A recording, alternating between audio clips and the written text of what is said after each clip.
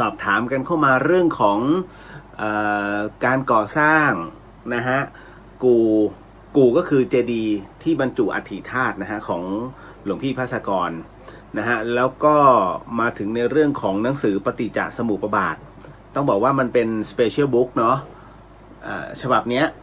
เพราะว่าผมพยายามจะคิดว่าจะทำยังไงไม่ให้ปฏิจจสมุปบาทเนี่ยคือเนื้อหาอยู่ในอีบุ๊กก็ไม่มีปัญหาแต่จะทำยังไงที่อีบุ๊กไม่มีอย่างที่คนต้องเป็นเจ้าของมี โจทย์มันอยู่ตรงนี้ฮะนะฮะโจทย์ไม่ให้อยู่ตรงที่ว่าเฮ้ยใครคือเราเดี๋ยวไปหาอ่านในอีบุ๊กก็ได้หรือว่าอ่านในตัวของGoogle Drive นะฮะก็ได้มันได้อยู่แล้วแต่คุณค่าใน Google Drive นั้นเป็นความรู้นะฮะแต่ถ้าเป็นบุ๊กเนี่ยมันจะมีความหมายเราต้องตีโจทย์ตรงนี้ให้ออกนะครับว่าแล้วความหมายตรงนี้มันอยู่ตรงไหนนะครับมันก็เลยเป็นอะไรที่ค่อนข้างจะเป็นความลับนิดหนึ่งนะซีเครตสุดๆเอาละแต่ว่าก็จะทำฮะก็ยังไงก็จะทำตามเหตุปัจจัยแล้ววันนี้นะครับก็อย่างที่ผมบอกอะอย่างที่ผมสัญญาไว้ถูกตำหนิบ้างไม่ว่ากันเพราะว่านี่คือการทำบุญของธรรมสถานมหาวิทยาลัยเชียงใหม่ไม่เหมือนนะฮะไม่เหมือนที่อื่นนะครับเพราะว่าเรียกบุญแล้วเมื่อถึงพร้อมปิดนี่คือกฎของพวกเราเพราะฉะนั้นไปปิดมาเรียบร้อยนะฮะเพราะฉะนั้นยอดทั้งหมดที่เราได้รับในการจัดพิมพ์นะเป็นจำนวนถึง 256,000 บาทนะครับก็อย่างตามสัญญาฮะอาจจะมีการพิมพ์เกินนะฮะแล้วก็จาก 3,000 เล่มอาจจะมีการพิมพ์เกินตามงบนะครับแล้วก็ส่วนที่เหลือจะเป็นการจัดส่งทั้งหมดในเรื่องของการจัดทำแสงสว่างบนวัดไฟหินแล้วก็ที่ธรรมสถานมหาวิทยาลัยเชียงใหม่แต่คราวนี้นะฮะด้วยงบตรงนี้ตามที่โรงพิมพ์แจ้งเอาไว้เนี่ย3,000 เล่มมัน170,000นะครับผมจะแยกย่อยเลยก็ไม่รู้จะเป็นความลับเพื่ออะไรนะฮะก็แต่ว่าเดี๋ยวอาจจะพิมพ์เป็น3,300 หรือ 3,500เดี๋ยวต้องถามราคาอีกรอบหนึ่งแต่ทั้งนี้มันจะไม่รวมของการจัดอาร์ตเวิร์กแล้วก็ตัวเพจสีนะครับเพราะว่ามันจะมีรูปของพระอาจารย์ข้างในด้วยแล้วมันจะมีไอ้ตัวที่เป็นสเปเชียลข้างในเนี่ยซึ่งตรงนี้มันจะต้องทำพิเศษเลยตอบไม่ได้ก็เลยพี่เขาคำนวณราคากันอยู่มันค่อนข้างจะต้องหาแต่ละที่นะครับว่าราคาประมาณไหนแต่ยืนพื้นเนี่ย170,000แน่นอนนะฮะก็มีพี่เขาถามว่าไม่กลัวเกินเหรอกลัวครับกลัวเกินไอ้ที่ได้มาเนี่ยกลัวเกิน25ด้วยซ้ำแต่ไม่เป็นไรขอให้มันดีจริงๆไม่ว่ากันนะฮะก็มีพี่ๆแล้วก็ศรัทธาหลายๆคนเนี่ยนะพร้อมที่จะช่วยในเรื่องของการซัพพอร์ตที่มันนอกเหนือไปกว่านี้แต่ขอให้แจ้งเขาแต่ผมไม่ชอบกวนชาวบ้าน ผมจะเหมือนหลวงพี่ตรงที่ก็ตามบุญแค่ไหนแค่นั้นถ้าสมมุติว่ามันเยอะงอกตัดลงก็แค่นั้นให้มันพอดีในส่วนที่หลายๆคนไม่เดือดร้อนนะครับก็จะเป็นเช่นนั้นก็เลยบอกเอาไว้นะฮะหลายคนก็โอนแล้วไม่สามารถรับไม่สามารถที่จะเข้าได้เพราะมันดีดออกมันจะหาบัญชีนี้ไม่เจออีกเลยนะฮะคราวนี้ก็ต้องมาแจ้งกันว่าก็มีหลายๆท่านที่ตกขบวนไปตกขบวนบุญอันนี้แล้วก็ยังอยากจะทำบุญเนื่องจากวันนี้นะฮะช่างเขามาในเรื่องของดูจุดที่จะต้องติดตั้งแสงสว่างเห็นไหมทำงานรวดเร็ว ทำงานรวดเร็วนะฮะคือที่นี่มันมืดจริงๆนะอย่างที่คุณผู้ฟังเห็นเนี่ยช่วงต้นคือผมไม่ได้จัดข้างนอกเพราะว่าลูกโพลูกโพตอนนี้หล่นแล้วมันจะหนืดมันจะเหนียวมันจะเหม็นนะฮะไอ้นั่นน่ะไม่กลัวคัน ลูกโพยางโพเวลาใครแพ้คันนะฮะเพราะฉะนั้นผมโดนไปมันคันโอ้โหเกาแบบเกาหนังขาดอะเอาง่ายๆเนี่ยเกาหนังขาดโดนลูกโพนั่นแหละครับคือมันมืดจริงๆ ดังนั้นเนี่ยก็เลยวันนี้ให้น้องที่เป็นช่างตีแล้วก็ชี้จุดว่าจะวางเสาตรงไหนนะฮะก็ในส่วนของตรงกู่พระอาจารย์ภาสกรเนี่ย4 จุดนะครับด้านหลังอีก5 จุดนะครับด้านหน้าอีก2 จุดนี้ยังไม่รวมบนวัดฝายหินนะฮะ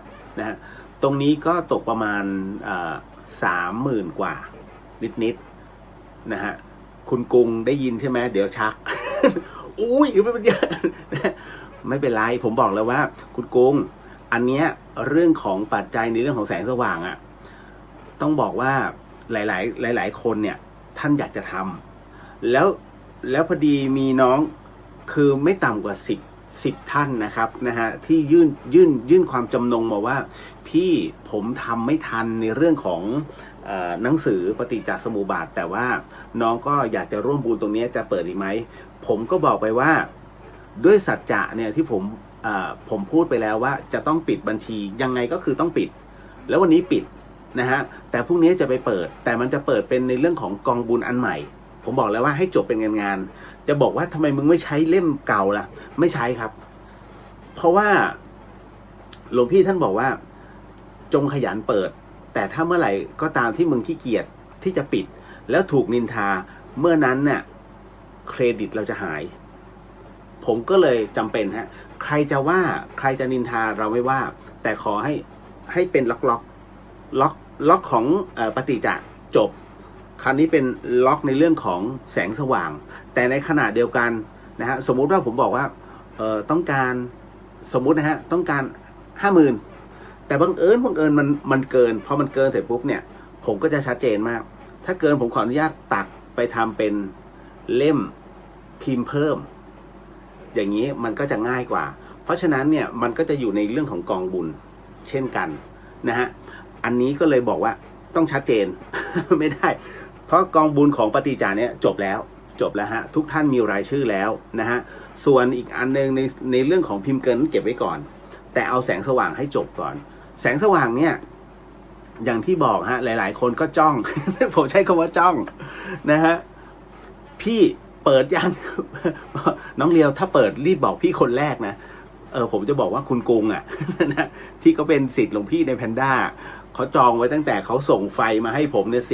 สี่ชุดแต่คราวนี้4 ชุดมันไม่พอนะฮะเดี๋ยวมันจะต้องใช้อีกพอสมควรก็เลยบอกเดี๋ยวอันเนี้ยเดี๋ยวขอจัดการทีละนิดแล้ววันนี้น้องเข้ามาตีราคาอันนี้เฉพาะด้านนี้ก่อนนะนะฮะไม่เป็นไรเดี๋ยวขอให้น้องเขาสรุปก่อนว่าถ้าจะต้องวางเนี่ยมันทั้งหมดเท่าไหร่กันแน่นะฮะแล้วบวกเผื่อขาดเผื่อเหลือเล็กน้อยแค่นั้นก็เลยยังไม่ได้บอกอะไรมากมายเพียงแต่ว่าวันนี้น้องเขามาทำกู่เจดีย์นะฮะที่จะต้องเก็บอัฐิธาตุของพระอาจารย์ภาสกรนะครับแต่มันมืดไงตรงนั้นมันมืดจริงฮะคุณกรุงอันนี้ต้องขอชื่นชมนิดนึง แกสังเกตตรงนี้เลยเหรอคุณเลียวมันมืดกรุงก็เลยส่งไฟมาให้4 ชุดนั่นแหละฮะที่ผมโชว์ไปนั่นแหละฮะเขาส่งมาให้นะฮะก็คือเป็นคนช่างสังเกตทั้งที่ไม่เคยมา ถูกครับยิ่งบนวัดฝายหินตรงที่หลวงพี่ท่านพำนักอยู่นะฮะเป็นกุฏิของท่านเนี่ยแล้วก็ทางขึ้นหรือว่าทางเข้าวัดเนี่ยโอ้โหคุณเอ้ยน่ากลัวมากน่ากลัวจริงมันมืดสนิทมันมืดจนที่ว่าถ้าเป็นข้างแรมคุณต้องมีไฟฉายฮะแต่ถ้าเข้าไปในวัดก็จะมีไฟอยู่2-3 ดวง บนวัดฝายหินเคยพระศิวลีฮะศักดิ์สิทธิ์มากท่านโอ้ยเป็นทองเหลืองนะฮะพระศิวลีบนวัดฝายหินท่านธุดงค์เองได้พระทั้งวัดตื่นมาหายไปแล้วอุ้ยท่านธุดงค์ไปไหน นะโอ้ยไอ้พวกนี้ก็ใจนะใจคอนะฮะมันขนไม่ขาย นะฮะคือมันมืดขนาดนั้นฮะนี่คือเรื่องราวจริงๆที่มันเกิดขึ้นนะฮะก็หลายๆคนก็สงสัยวัดฝายหินธรรมสถานมหาวิทยาลัยเชียงใหม่หมู่บ้านฝายหินอยู่หลังมช.เลยอยู่ในอำเภอเมืองนะฮะมันเป็นหมู่บ้านถ้าไม่ได้ตั้งใจมาคุณจะมาไม่ถึงแต่ส่วนใหญ่จะหลงมาเพราะว่ามันเป็นเขาเรียกว่าถนนสุเทพเนี่ยใครก็รู้อยู่แล้วใช่ไหมโอ้ยยิ่งฝรั่งมาขี่มา ไอจะไปดอยสุเทพ มันก็หลงมาที่นี่เราก็บอกมึงไปไม่ได้ มันตัน ชื่อมันถนนสุเทพ ถ้ามึงจะขึ้นดอยสุเทพนู่นไปถนนห้วยแก้ว ฝรั่งไองง นะฮะและดันชื่อถนนสุเทพจริงๆมันมีที่มาที่ไปนะคือที่ชื่อถนนสุเทพเพราะว่าในสมัยอดีตนะฮะในสมัยก่อนเลยเชียงใหม่เนี่ยถนนเส้นนี้เขาใช้เดินขึ้นดอยฮะผมใช้คำว่าเดินไม่ได้ขับรถหรือว่าขี่รถเดินขึ้นดอยสุเทพแล้วเป็นการย่นระยะทางถึง5 กิโลจาก11 กิโลถึงดอยสุเทพและเป็นการเดินขึ้นเขาทั้งนั้นนะเพราะฉะนั้นมันจึงถูกชื่อว่าถนนสุเทพมาตั้งแต่โบราณนั่นแหละที่มาที่ไปก็นั่นแหละมันมืด สำคัญเลยคือมันมืดนี่แหละก็เลยจะเป็นกองทุนแสงสว่างนะฮะเนี่ยจะได้พัฒนาก็ตอนนี้แหละ ก็ถึงได้บอกว่ามันอยู่ในเชียงใหม่ก็จริงนะในอำเภอเมืองน้ำประปาขึ้นไม่ถึงแต่มันไม่มีแรงเข้าใจใช่ไหมมันขึ้นเดินอ่ะมันวัดอยู่ตรงเนี้ยแต่ปลาเนี่ยมันต้องขึ้นลากขึ้นแล้วมันไม่มีแรงนะฮะโอ้ยนะฮะแหมเราก็จะพูดยังไงหมายเยี่ยวแรงกว่า บนวัดไม่เกี่ยวกับธรรมสถานใช้ของมช.นะฮะเพราะฉะนั้นเนี่ยวัดฝายหินจึงต้องใช้น้ำจากดอยดูเหมือนกันดารนะแต่มันเป็นอย่างนั้นมาแต่ไหนแต่ไรจริงๆนะฮะมาได้นะฮะให้กระทืบเลยถ้าบอกว่ายังใช้น้ำประปาไม่ใช่วัดฝายหินเนี่ยใช้ประปาดอยเมื่อไหร่ก็ตามที่เป็นหน้าแล้งนะฮะหน้าแล้งแล้วน้ำตกมันไม่ไหลไม่มีน้ำใช้ก็จะใช้เขาเรียกใช้ซื้อน้ำเทศบาลก็จะไปสูบน้ำมาให้นะไม่รู้น้ำจากไหนไม่รู้แต่พอมาตรงเนี้ยอาบแล้วคัน นะก็จะเอามามอบให้นะซื้อน้ำจากเอกชนด้วยแล้วก็เทศบาลเอามามอบให้ด้วยนะแต่อันนั้นก็คือจนกระทั่งปัจจุบันนะแต่เขาเรียกว่ามันมีอยู่สายหนึ่งซึ่งพระอาจารย์ท่านต่อเป็นประปาเนี่ยเข้ามาเพิ่งจะเข้ามาถึงฮะเพิ่งจะเข้ามาถึงไม่นานแต่มันก็ยังไม่เพียงพอหรอกพระทั้งวัดจาก200 ไร่เหลือ4 ไร่พื้นที่วัด 7 ไร่ขอไปนะจาก200 ไร่นะวัดฝายหินเหลือ7 ไร่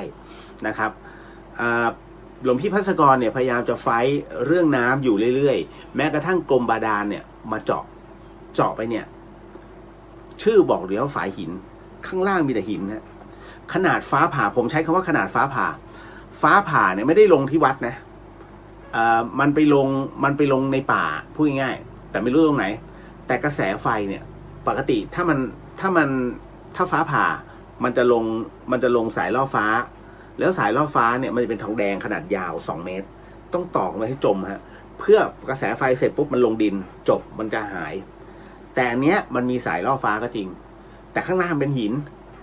แล้วกระแสไฟพอเวลามันผ่าเสร็จปุ๊บเนี่ยมันจะไปไหนหินมันก็แทรกไม่ได้มันลงดินก็ลงไม่ได้มันก็มาตามซอกฟืด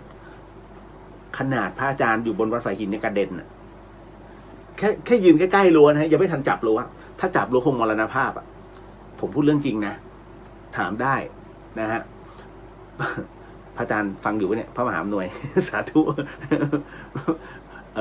เอามาให้ขอชื่อพระอาจารย์เอามาให้เป็นอุทาหรณ์ พระอาจารย์กระเด็นเลยฮะมันผ่าที่คือหลายคนเขาเคยเรียนเรื่องมักกะโทใช่ไหมฮะจำได้ใช่ไหมฮะมักกะโทที่ถูกฟ้าผ่าลงไปที่หาบ3 ครั้งด้วยกันแต่ไม่เป็นอะไรอันนั้นคือนิทานพื้นบ้านแล้วก็มีคนที่เคยถูกฟ้าผ่าแต่ไม่ตายมันก็มีแต่จริงๆแล้วเวลาฟ้าผ่ามันกระจายทั่วพื้นฮะทำไม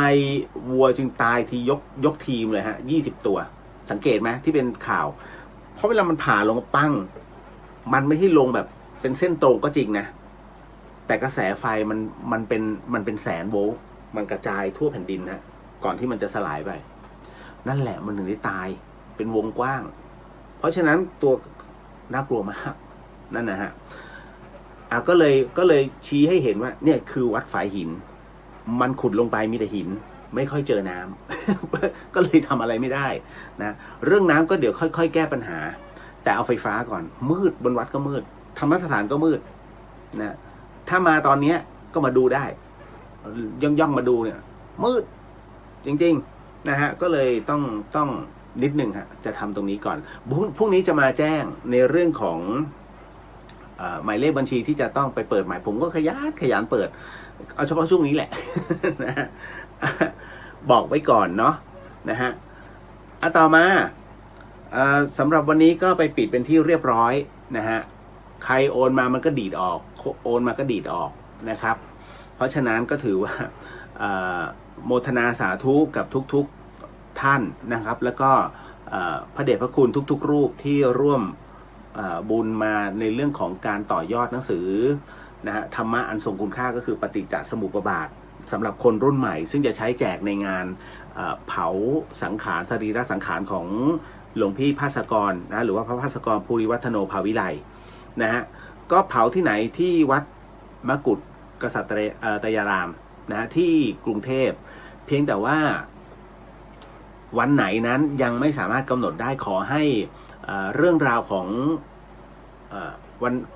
เจ้าเชื้อไวรัสตัวเนี้ยมันเข้าที่ก่อนอยู่ในสภาวะที่ปกติก่อนนะฮะเพราะว่าตอนนี้มันทุกอย่างมันก็ยังควบคุมไม่ได้นะฮะอันนี้ก็เลยต้องขออนุญาตเก็บไว้ก่อนอาจจะเป็นปีหน้าเท่าที่คุยกันนะฮะตอนแรกพี่ๆเขาอยากจะเป็นปีนี้แต่ว่าปลายปีฤดูหนาวประมาณนี้ก็พูดเอาไว้นะครับผมก็เดี๋ยวขอดูก่อนนะฮะปีหน้าอาจจะเป็นต้นปีอะไรอย่างนี้เป็นต้นคิดว่าเดี๋ยวมันก็คงจะซานะฮะประเทศไทยเอาอยู่นะฮะขออนุญาตก่อนนะครับกองบุญใหม่วันพรุ่งนี้ นะจะเปิดแต่ทั้งนี้ทั้งนั้นผมจะสรุปกับน้องที่เป็นช่างฟิกราคาให้จบแล้วพอจบเสร็จปุ๊บบอกบุญเต็มปุ๊บปิดเหมือนเดิม อันนี้ต้องขออนุญาตจริงๆหลายๆคนบอกว่าพี่เลียวเปิดหน่อยได้ไหมเดี๋ยวผมต้องขอฟังของเดี๋ยวผมต้องขอพูดคุยกับพระเดชพระคุณนะท่านรักษาการเจ้าอาวาสท่านพระครูสมุวิสุวัตก่อนนะครับว่า ว่าเราจะคงอยู่ไหมกับกองบุญแสงสว่างตรงนี้เพราะน้องหลายๆคนก็ไม่อยากให้ปิดแต่ด้วยความชัดเจนของผมเนี่ยเปิดเต็มปิดมันก็จะเป็นงี้ฮะก็จะมีผมกับหลวงพี่ประหลาดกับเขาเพื่อน จะไม่คาไว้เหมือนกันถ้าสมมติเมื่อไหร่ก็ตามที่เ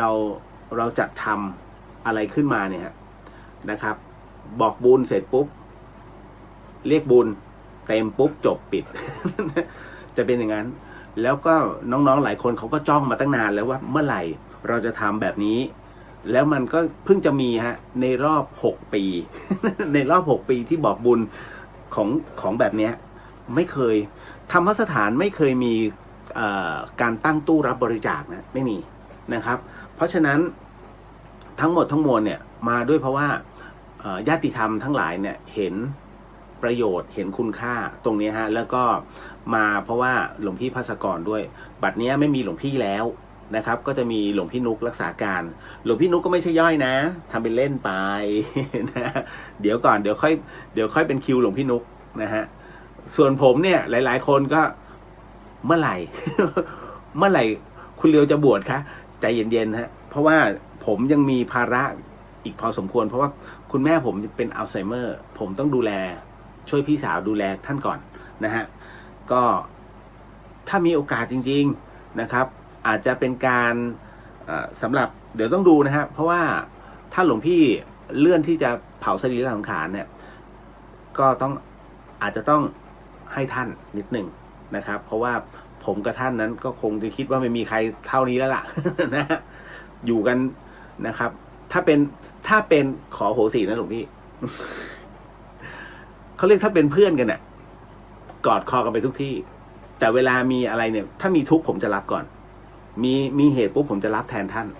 ก็จะเป็นอย่างนั้นนะครับ ก็เมื่อถึงเขาเรียกงานเลี้ยงย่อมมีวันเลิกลาวันหนึ่งที่หลวงพี่บอกว่าหน้าที่แกไปตรงนี้ได้แล้ว พ พอดีมีผู้โทรศัพท์เข้ามานะฮะเอาละเดี๋ยวต้องขออนุญาตนิดนึงขอทักทายก่อนนะฮะแล้วเดี๋ยวไปยาวเลยเพราะว่าหลายคนอยากจะทราบเรื่องการกลับชาติมาเกิดของไม่ใช่บุคคลนะแต่เป็นเรื่องราวของสัตว์นะฮะอันนิดนึงนะฮะขออนุญาตนิดนึงคือขอทักทายก่อนนะฮะคุณลิลลี่สวัสดีค่ะคุณเดลสวัสดีครับผมนะอันนี้คุณปฐมพรนะครับสวัสดีครับพี่เราสวัสดีครับผมโอ้โหสวัสดีครับพี่ต้อมนะฮะพี่ต้อมนวิภานะฮะอันนี้เจ้าของรีสอร์ทของจังหวัดเชียงใหม่นะฮะเป็นรีสอร์ทเขาเรียกว่าเป็นรีสอร์ทราคาถูกแล้วมีอาณาบริเวณเป็นที่พักส่วนตัวนะฮะเอาล่ะแล้วก็คุณมุนาเมื่อก่อนรอหลวงพี่ไลฟ์ตอนนี้รอคุณเลียวล่ะค่ะ ตายโอ๊บพูดอย่างนี้ผมตายเลย ไม่ใช่คือผมกับหลวงพี่ท่านผมไม่ได้เอาง่ายๆผมแค่ จะบอกผมแค่กระพี้ท่านหลวงพี่ท่านทรงคุณปัญญาจริงฮะผมไม่มีปัญญาในเรื่องของจะมานั่งพิจารณาในเรื่องของข้อธรรมต่างๆหลวงพี่จะแม่นเพราะหลวงพี่ถูกทำโทษหลวงพี่ภัสกรถูกทำโทษจริงนะที่ท่านแม่นตรงเนี้ยเพราะว่าอาจารย์แม่ชีทำโทษท่านภัสกรท่านไปพิจารณาเรื่องนี้เลยท่านภัสกรท่านต้องไปตรงนี้มาให้ได้ตรงนี้หลวงแม่ให้กันบ้านหลวงพี่ก็ตลอดเลยฮะแล้วท่านก็จะทำเป็นตารางทั้งหมดทั้งมวลรวบรวมตำราของพุทธศาสนาทั้งหมดเนี่ยพระภาสกรนั้นรวบรวมมาเป็นตารางเมตริกภายในโปสเตอร์1 แผ่นที่หลายๆท่านได้เรียนนั่นนะฮะแทนที่ท่านจะอ่านเป็นเล่มไม่ท่านอ่านดูโปสเตอร์ลองดูนะฮะที่หลวงพี่ท่านสอนแล้วลองทำความเข้าใจคีย์ทั้งหมดในพุทธศาสนาอยู่ในโปสเตอร์ไม่ว่าจะเป็นบุญกิริยาวัตถุนะฮะหรือว่าจะเป็นสังโยชน์ทั้งหมดมันมีอยู่ในนั้นเลยฮะนั่นฮะท่านจะเขียนไว้ไปตีให้แตกนะหลวงพี่ท่านเนี่ยเวลาท่านทำอะไรท่านจะทำเป็นกึ่งปริศนาเป็นกึ่งปริศนาธรรมนะฮะไม่ใช่ว่าอยู่ๆแล้วท่านอยากทำขึ้นมาเพื่อสนุกสนานไม่ใช่นะฮะแล้วครับอันนี้พี่ต้อมบอกว่าหนังสือเก็บให้พี่1 เล่มนะคะพี่ต้อมไม่รู้ใช่ไหมผมมีกติกาอยู่ว่าหนังสือเนี่ยหลังจากที่ผ่านงานเผาสรีระสังขารท่านแล้วถ้าเหลืออยู่ซึ่งผมคิดว่าเหลือ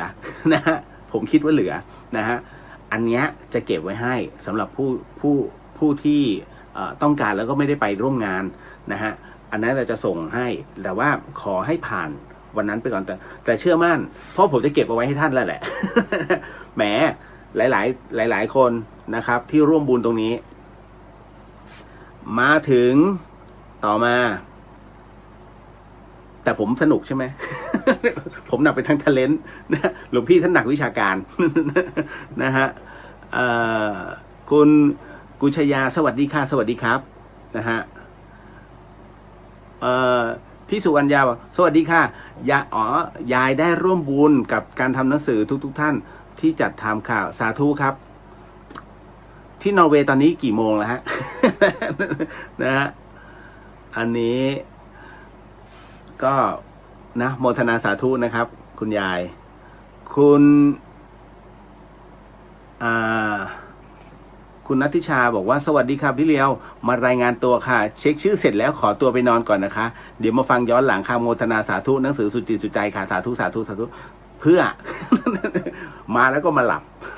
คนเรา คุณชยาบอกว่าโมทนาสาธุกับทุกท่านที่ร่วมพิมพ์หนังสือพระอาจารย์ครั้งนี้ดูทีไรปลื้มใจทุกทีนะฮะรับรองว่าถ้าได้รับหนังสือไปจะปลื้มเหมือนท่านอยู่ใกล้ๆผมบอกแค่นั้นนะฮะคุณเนสสวัสดีครับคุณเลียวสวัสดีครับผมนะฮะ พี่ต้อมดีใจเรื่อง ผมบอกเก็บก็คือเก็บไงอันนี้คุณชัยพลสวัสดีครับคุณเดียวมาตามหาความรู้ที่ว่าอดีตชาติของน้องหมาของพระอาจารย์ภัสกรนะครับเอาเดี๋ยวจัดไปนะฮะ ขอทักก่อนนะฮะคุณนงครานคืนนี้ยอมนอนดึกเพราะอยากดูชาติภพจะได้ไม่ประมาทกับชีวิตเดี๋ยวจัดไปฮะคุณกุ้งสวัสดีค่ะพูดถึงคุณกรุงพอดีเลยเรื่องของแสงสว่างนะฮะเดี๋ยวก็วันพรุ่งนี้จะเปิดเป็นกองบุญอีก1 หน้าสำหรับอันนี้โดยเฉพาะเต็มปุ๊บก็ปิด ผมเชื่อบารมีหลวงพี่เดี๋ยวแป๊บเดียวเต็ม นะฮะแล้วผมก็จะถูกด่ามึงเปิดทำไมเนี่ย แป๊บนะฮะคุณศิลวรีนะครับได้ร่วมกองบุญแล้วเช้านี้ฝันเห็นพระอาจารย์ท่านมาโปรดเดินบิณฑบาตด้วยมุทนาสาธุจริงๆฮะนะครับ ผมไม่ค่อยฝันฮะก็ได้แต่คุยกัน คุณปฐมพรขอสมัครเป็นลูกศิษย์นะคะหลวงพี่ภาสกรใช่ไหมครับ นะฮะคุณจิ๊บหวัดดีเจ้านะฮะหวัดดีเจ้านะฮะพี่ต้อมสวัสดีค่ะพี่ต้อมยังฟังเหรอเนี่ยนึกว่าพี่ต้อมหลับแล้วฮะตามอายุไข สวัสดีครับพี่สโหนสวัสดีค่ะคุณเรียวนะอันนี้พี่ปิยพันธ์บอกว่าสวัสดีครับคุณเรียวโมทนาสาธุนะฮะครับผมคุณสกลรัตน์สวัสดีค่ะสวัสดีครับนะฮะอ๋อที่นอร์เวย์ตอนนี้6 โมงเย็นเนาะ6 โมงครึ่งนะครับรักษาสุขภาพนะคุณป้านะฮะคุณแมวสวัสดีค่ะขอร่วมบุญด้วยค่ะคุณเรียวรบกวนขออนุญาตเก็บหนังสือให้ด้วยนะคะก็ผมจะพยายามนะฮะให้เก็บให้ได้มากที่สุด นะครับเพราะหลายๆท่านก็มีความต้องการอยู่พอสมควรนะฮะผมเชื่อมั่นว่าถูกใจหลายๆคนไม่มากก็น้อยแต่มันมีบางอย่างพิเศษที่ใครนำไปหรือว่าเก็บไว้ครอบครองเนี่ยเหมือนหลวงพี่ท่านอยู่ใกล้ๆเพราะผมบอกแล้วว่านี่คือเล่มสเปเชียลนะฮะเมื่อถึงวันนั้นแล้วแจกนะฮะเมื่อแจกไปเนี่ยหลายๆคนก็จะรู้คำเฉลยที่ผมบอกแล้วผมก็จะมาไลฟ์สดเหมือนเดิมว่าสิ่งนั้นน่ะ คืออะไรแล้วทำไมผมถึงให้ทุกคนนะฮะเอาละฮะคุณธงชัยพี่เรียวครับเราสามารถทำบุญชำระหนี้ส่งวัดอื่นๆไม่เฉพาะเจาะจงที่เราเคยไปใช้ไฟฟ้าใช้น้ำวัดได้ไหมครับโดยการทำสังฆทานหรือว่าร่วมทำบุญหรือซื้อพระพุทธรูปถวายวัดได้เหมือนกันไหมครับต้องอธิษฐานเจาะจง ขอชำระหนี้ส่งด้วยไหมครับคืออย่างนี้ทำได้ฮะสมมุติว่าน้องมาที่วัดฝายหินมากินมานอนมาใช้ไฟมาใช้น้ำแล้วกลับไปโดยที่ลืมว่ะสามารถฮะพระพุทธศาสนามันเหมือนกับว่าคล้ายๆกระแสไฟฟ้าเปิดตรงนี้การไฟฟ้าก็จ่ายให้ถึงเหมือนกันฮะบุญไม่ต้องมีสวิตช์แค่เปิดด้วยจิตมันก็ไปถึงชำระหนี้สงฆ์ในวันนั้นนะฮะแต่ถามว่าปัจจัยถึงวัดฝายหินไหมไม่จำเป็นเพราะว่าคือการถวายปัจจัยเนี่ยฮะให้กับวัดที่ใกล้เคียงก็คือเป็นการเกื้อหนุนพระพุทธศาสนาเหมือนกันนะฮะพี่เดียวพยายามจะพูดเสมอฮะว่าเวลาทำบุญไม่จำเป็นจะต้องมาธรรมสถานมหาวิทยาลัยเชียงใหม่ไม่จำเป็นจะต้องไปที่บนวัดฝายหินเอาวัดที่ใกล้บ้านคุณที่สุดเกื้อหนุนท่านเหมือนกันหมดฮะบุญถึงกันหมดนะเพราะฉะนั้นเนี่ยณตรงนี้ถึงได้บอกว่าเหมือนการชำระได้ครับแล้วมีทั้งตู้ชำระหนี้สงฆ์หรือว่าอยากจะทำอะไรก็ได้เกี่ยวกับในเรื่องของการชำระหนี้สงฆ์มันขึ้นอยู่กับเราเปิดตัวจิตขึ้นมาเสร็จปุ๊บเนี่ยแล้วโมทนาถึงทุกอย่างถึงหมดนะฮะมันเป็นออโต้เลยนะครับสบายใจได้เรื่องของบุญขึ้นอยู่กับตัวจิตเป็นสำคัญฮะคุณแหม่มร่วมบุญได้ทางไหนคะวันพรุ่งนี้ครับวันพรุ่งนี้นะฮะอ๋อพี่ต้อมบอกช่วงนี้คุยเรื่องหลวงพี่ภาสกรโอเคแต่คุยเรื่องวิญญาณน่ะกดไลค์แล้วขอนอนโท เดี๋ยวมีฮะเดี๋ยววันนี้คุยเรื่องวิญญาณ วันนี้เดี๋ยวต่อจากเรื่องหมาเป็นเรื่องของครูบาอาจารย์บ้างเป็นเรื่องของหลวงปู่ตื้อกับหลวงปู่แหวน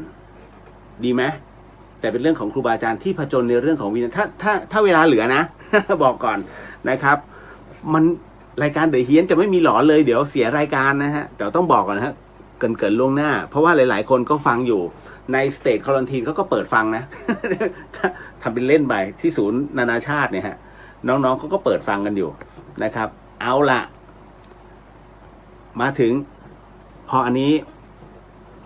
เมื่อกี้ในส่วนของ อะไรล่ะของเครื่องนี้อันนี้ของเครื่อง iPhone แล้ว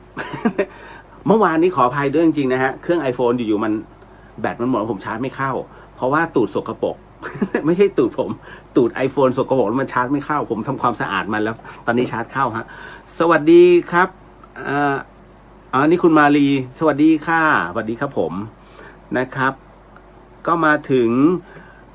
Little Hope สวัสดีครับพี่เมื่อวานไม่ได้ฟังเลยเห็นแล้วล่ะเพราะไม่มีชื่อ งอนะฮะคุณจินุชาบอกว่าสวัสดีค่ะคุณเรียววันนี้ชาร์จแบตเครื่องนี้เต็มนะคะ อายว่ะ เมื่อวานผมตอบคำถามแล้วอยู่มันบุ๊บ โอ้ยเซ็งเลยโอ้ชีวิตอายอ่ะ นะฮะหญิงพัทสวัสดีเจ้าอ้ายสวัสดีค่ะนะฮะเป็นไงบ้างใส่ PPE นะเวลาตรวจคนไข้นะฮะคุณขวัญตาสวัสดีค่ะคุณเรียวและเพื่อนๆทุกท่านเพิ่งถึงบ้านค่ะวันนี้รีบสุดๆนึกว่าจะไม่ทันซะแล้วไปไหนมาฮะ น้องมิ้นสวัสดีค่ะพี่เรียวสวัสดีค่ะนะฮะป้าแก้วสวัสดีค่ะสวัสดีครับป้าแก้วคุณณัฐสิทธิ์สวัสดีครับพี่เรียวสวัสดีครับผมต๋องสวัสดีครับพี่เรียวสวัสดีครับนะพี่จันยาสวัสดีค่ะคุณเรียวสวัสดีครับ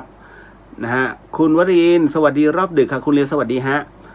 คุณสุวิมลสวัสดีค่ะคุณเรียวฟังสักนิดแล้วพรุ่งนี้ค่อยมาฟังย้อนหลัง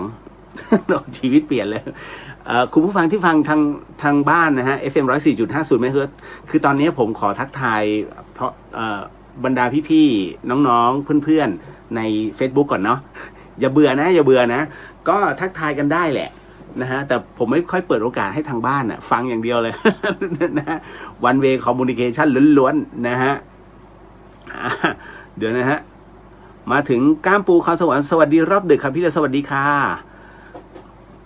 ครูสุนทรสวัสดีครับช่วงนี้มีแต่งานศพไม่ได้ฟังหลายวัน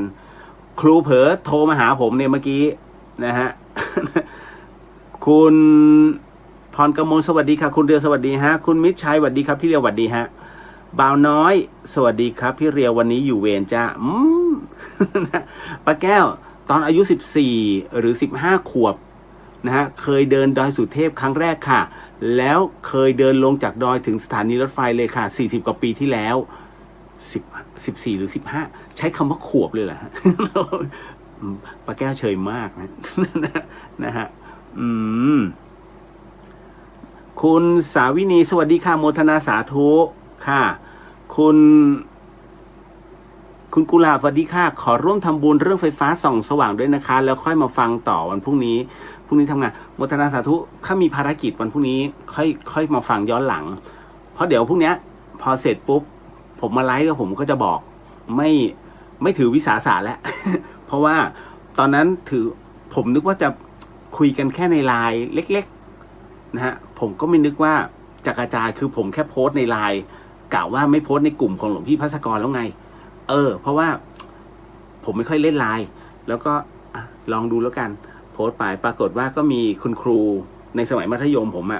ท่านก็มาร่วมแล้วก็มีน้องอีก2 คนมาร่วมก็แค่นั้นก็จบสักแป๊บหนึ่งเผลอหลับไปตื่นขึ้นมาโอ้โหมาเป็นร้อย มาเป็นร้อยล่อไปเกือบ50,000ตอนนั้นน่ะตกใจมากเฮ้ยขนาดนี้เลยนะฮะเข้าใจคำว่าเผลอไม่ได้นะฮะขจรศิลป์สวัสดีครับพี่เลียวสวัสดีฮะคุณจินุชางานก่อสร้างต้องเผื่องบบานไว้ด้วยนะคะก็ผมเป็นคนที่ไม่รอบคอบท่านก็จะด่าผมประจำนะฮะสมมุติว่าช่างตีไว้สมมุตินะปูพื้นช่างตีราคาไว้ 20,000 อย่างเงี้ยหลวงพี่บอกมึง 20,000 ไม่ได้หรอกมึงต้องตีไว้ 50,000 บอกไม่ได้ 20,000 ก็คือ 20,000หลวงพี่ผมกับหลวงพี่ภัสกรน่ะเคยทะเลาะกันเรื่องนี้พอเสร็จปุ๊บช่างมาถึงท่านครับอุปกรณ์มันขึ้นแล้วครับไปเสร็จปุ๊บพอไปสักพักหนึ่งไอ้ตัวที่ปูไว้มันถูกน้ำซ้อหรือเกิดอุบัติเหตุอะไรทุกอย่างมันปิปุ๊บลื้อหมดปุ๊บท่านครับต้องซื้อใหม่ครับตึ๊ดเบ็ดเสร็จแล้วล่อไปเกือบ 60,000 โอ้โหมันงอกขนาด2 เท่านะบอก หลวงพี่กูบอกแล้วไงว่างานก่อสร้างมันต้องเผื่อเหมือนกันเลยฮะพูดเหมือนกัน ใช่นะตั้งแต่นั้นผมก็เลยเดี๋ยวต้องเผื่อก็ให้น้องเขาตีราคาก่อนแล้วผมก็จะเผื่อ นะนิดนึงขอบพระคุณมากครับการ์ดสวัสดีครับพี่เรียวสวัสดีครับคุณกำแพงแก้วสวัสดีครับนะฮะวันว่าไงสวัสดีครับพี่เรียวขอบคุณมากนะน้องวันพี่เพนพี่มนสวัสดีค่ะคุณเรียวช่วงนี้คุณเรียวและทีมงานหนักมากเป็นกำลังใจให้นะคะก็ขอให้รู้ล่วงไปด้วยดีโมทนาสาธุขอบพระคุณนะครับพี่นะฮะ คุณจินุชาปูเสือรอเรื่องจะบักกี้ห้องแพนด้าก็ชมภาคดึกไม่ได้ก็รอฮะฟังย้อนหลังแชร์ให้แพนด้าแล้วนะคะฮะก็หลายคนเขาอาจจะเบื่อ อ๋อครูสุนทรบอกว่ามาแล้วครับทิ้งมาหลายวันติดงานศพไม่เป็นไรฮะมีโอกาสนะครับก็คุณปริญญาสวัสดีครับพี่สวัสดีครับผมคุณไก่ลุงนะฮะสวัสดีค่ะสวัสดีฮะคุณต้อมสวัสดีครับพี่เรียวคุณพินดาภาสสวัสดีค่ะวันนี้ได้ดูไลฟ์สดปกติดูย้อนหลังค่ะเพิ่งสวดมนต์เสร็จโมทนาสาธุ5บ่าวน้อยผมเพิ่งรอดจากห้องเย็นมาเพราะโพสต์วันก่อนขอบคุณพี่มากครับที่เป็นห่วงแฟนคลับตัวน้อยๆคนนี้พี่ห่วงทุกคนแหละแล้วอย่างหนึ่งเราอ่ะมันเป็นคนที่ทำงานเพื่อประชาชนคือน้องเขาเหมือนกับเวลาใครที่เป็นโควิดน้องเขาจะเป็นหน่วยแรกที่ไปถึงและปรากฏว่าชุด PPE เขาเนี่ยก็คือเริ่มร่อยหรอแล้วก็หมดแล้วหน้ากาก N95 เขาก็หมดนะฮะน้องเขาก็เหมือนกับค่อนข้างจะเครียดตอนนั้นผมก็เข้าใจก็ให้กำลังใจเขานะเดี๋ยวเอาไว้ถ้ามันเป็นอย่างนั้นจริงๆเดี๋ยวพี่เราช่วยบอกบุญให้นะครับก็เพราะว่าพวกน้องๆแหละคนไข้ต่างๆก็ถึงได้ปลอดภัยเป็นกำลังใจให้นะครับเนาะบ่าวน้อยเนอะนะฮะคุณพันนะฮะสวัสดีค่ะสวัสดีครับหมิวใช่ไหมเนี่ยพี่ชี่สวัสดีค่ะ สวัสดีเจ้าอ้ายนะฮะเดี๋ยวนะครับเดี๋ยวเล่าเลยไหมหรือว่าอ๋อไม่เป็นไรอันนี้ตอบคำถามได้แบบตอนบวชผมศึกมาผมนำเงินส่วนหนึ่งที่ได้จากคนทำบุญในตอนบวชนั้นไปซื้อของถวายอาหารพระเนรแล้วก็ซื้อพระพุทธรูปถวายวัดอื่นเลยกลัวว่าจะติดหนี้สงฆ์แต่มีโอกาสก็ทำบุญหยอดตู้เรื่อยๆฮะขอบพระคุณพี่เลียวมากครับฟังแล้วสบายใจขึ้นโมทนาสาธุครับคุณนพสวัสดีค่ะคุณเลียวนะคุณวัชราคุณจิ๊บบอกว่าขอถามหน่อยค่ะตัวของเราจะมี2ตัวตัวหนึ่งจะเล็กต่ำลงอีกตัวจะสูงขึ้นตัวเบามากเป็นบ่อยมากอันนี้เดี๋ยวนะฮะตัวหนึ่งจะเล็กแล้วต่ำลงอีกตัวหนึ่งจะตัวเบาแล้วสูงขึ้นมันมาพร้อมกันหรือว่ามันมาพร้อมกันหรือว่ามันมาทีละสเต็ปด้วยความรู้สึกตรงนั้นนะฮะต้องสำรวจตัวเองก่อนลองพิจารณาก่อนเนาะนะฮะคุณรุ่งสวัสดีค่ะคุณเดียวสวัสดีฮะผมบอกก่อนว่าในเรื่องของผู้ที่บวชนะเวลาบวชเนี่ยฮะเป็นผู้บวชเสร็จปุ๊บเนี่ยปัจจัยที่ได้รับจากญาติธรรมทั้งหมดเนี่ยเขาให้สงฆ์เพราะเราคือสงฆ์เมื่อไหร่ก็ตามที่เราสึกไปเงินตรงนั้นหรือว่าสิ่งของตรงนั้นคืนกับสงฆ์นะต้องคืนกับพระพุทธศาสนาถ้าเอาไปใช้มีคนเคยเอาเงินตรงนี้ของในสมัยที่บวชมันเงินฉันนะฮะที่เอาในสมัยบวชนะฮะเอามาใช้ได้ฮะแต่เขาเรียกว่าชีวิตมันก็จะสุดลงนะฮะภาษาธรรมเรียกฉิบหายนะฮะมันคือมันไม่ยั่งยืนนะครับเพราะฉะนั้นเงินของสงฆ์เนี่ยเวลาเขามอบให้เนี่ยเขาอธิษฐานอย่างที่ผมบอกนะว่าคนที่บอกผมทำอะไรพวกนี้แล้วเหมือนหลอกเอาเงินเนี่ยผมก็จะพูดคำนี้เสมอว่าเงินเนี่ยเขาจบอธิษฐานท่วมหัวนะฮะอยากได้นู่นขอให้เป็นแบบนั้นแบบนี้แบบนั้นเรากำลังรับคำอธิษฐานเข้ามาถ้าเอาปัจจัยแม้กระเด็นไปอย่างอื่นเนี่ยที่ผิดวัตถุประสงค์เนี่ยตัวกรรมมันหนักแล้วเรารับรู้เรื่องของตรงนี้มาแล้วไงนะฮะก็คือเราเคยตายมาแล้วเรารับรู้ว่ามันมีจริงในเรื่องของชีวิตหลังความตายใครจะบอกว่าไม่มีจริงผมไม่เชื่อตอนแรกผมก็ไม่เชื่อแหละว่าชีวิตหลังความตายแม่งโกหกทั้งเพ แต่พอเราได้พิสูจน์แล้วด้วยตัวเราเองมันหลุดไปแล้วอ่ะผมก็เลยเวลาใครบอกว่าไม่เชื่ออันนี้โกหกเนี่ยผมก็เลยกำลังดูตัวเองอยู่ในสมัยก่อนผมก็เลยไม่ว่าเขามันต้องเจอด้วยตัวเองแล้วเขาจะเงียบเขาจะหุบปากทันทีเพราะผมอะเป็นนักเถียง หลวงพี่ถึงได้โดนผมถูกหลวงพี่ด่าไปเพราะผมนักเถียงผมไม่เชื่อเวลาท่านสอนผมจะไม่เชื่อก่อนแล้วเสร็จปุ๊บพอเราทำแล้วมันเป็นตามที่ท่านบอกเนี่ยผมก็บอกยอมรับก็อย่างเงี้ยฮะพวกเราจะเป็นอย่างเงี้ยฮะเขาเรียกอีโก้จัดนะครับมาเข้าสู่เรื่องราวก่อนนะครับกับเรื่องราวที่ต้องบอกว่าเป็นเรื่องของชาติภพผมต้องถามตัวเองก่อนนะฮะว่าด้วยปัจจุบันเราเชื่อมั่นในชาติภพมากน้อยแค่ไหนนะฮะถ้าเราเชื่อมั่นในชาติภพนะฮะความเป็นมาเป็นไปที่ผมจะเล่าต่อไปนี้มันจะเป็นเขาเรียกปฏิปต่อกันง่ายหน่อยแต่ถ้าไม่เชื่อในเรื่องของชาติภพไม่เป็นไรให้ฟังเป็นนิยายเพราะว่าสิ่งที่ผมกำลังจะเล่าต่อไปนี้นะฮะผมก็จะพูดเสมอในรายการนะก่อนเข้าเรื่องหลอนสิ่งที่ผมกำลังจะพูดต่อไปนี้นั้นจะเชื่อให้ฟังหูไว้หูแล้วก็ใช้วิจารณญาณทุกครั้งในการรับฟังเรื่องราวประเภทนี้ข้อสำคัญอยากให้คุณผู้ฟังนั้นได้ฟังเป็นนิยายและใช้บทกรรมสูตรมาเป็นตัวตัดสินคัดกรองเอานะฮะเพราะว่าในเรื่องราวของชาติภพนั้นนะฮะทุกคนที่เกิดมาเนี่ยแล้วมาเจอกันมันไม่ได้มีความบังเอิญแต่มันมีเขาเรียกว่าเมื่อบุญสัมพันธ์เมื่อไหร่มันจะเกิดความบังเอิญตรงนั้นขึ้นทันทีการพบเจอจะเกิดขึ้นทันทีความสัมพันธ์ทุกอย่างจะเกิดขึ้นทันทีวันนี้เรายังไม่เคยเจอหน้ากันวันพรุ่งนี้พอไปถึงปุ๊บอ้าวเฮ้ยนี่มันดูสนิทสนมกันโดยอัตโนมัติเห็นไหมมันเป็นการเกื้อหนุนของคนสองคนซึ่งไม่เคยเจอกันเลยแต่อยู่มาเจอปุ๊บมันมีความสำคัญที่มาเชื่อมต่อกันบุญสัมพันธ์นี่คือสิ่งที่มันเกิดขึ้นนะฮะเพราะเรื่องราวตรงนี้นะฮะมันเกิดขึ้นมากับคนทุกคนแต่คุณไม่รู้ตัวทุกครั้งที่เราเปลี่ยนองค์กรใหม่เราจะได้เพื่อนใหม่ๆนั่นแหละฮะมันถูกจูนให้บุญไปสัมพันธ์กันเงินเดือนคืออะไรเงินเดือนก็คือค่าบุญเขาเรียกค่าตัวแห่งบุญในการทำงานดังนั้นค่าตัวของคุณนั้นก็คือสมมติโหทำงานเหนื่อยจังได้เงินเดือน 8,000 เองว่ะไอ้นั่นทำงานน้อยกว่านิดนึงเงินเดือนต้อง 35,000 ทำไมเป็นงั้นน่ะแน่นอนฮะเขาเรียกการทำบุญเขาเรียกค่าตัวแห่งบุญเนี่ยของชาติก่อนมาถึงชาติปัจจุบันมันไม่เท่ากันแม้จะเป็นเพื่อนกันทำบุญเนี่ยบางคนหนึ่งทำ500บางคน10 บาทพอตึ้งแต่กูได้ทำแล้วเขาเรียกทำบุญเพื่อไม่ให้เสียหน้าเพื่อนมันทำตั้ง500แต่ผลกระทบโลกมันต่างกันไงฮะดังนั้นในเรื่องของบุญสัมพันธ์แล้วก็ในเรื่องของชาติภพมันจึงเกี่ยวเนื่องเกี่ยวข้องคราวนี้ในเรื่องของความตนีขี้เหนียวในเรื่องของอุปนิสัยใจคอนะฮะ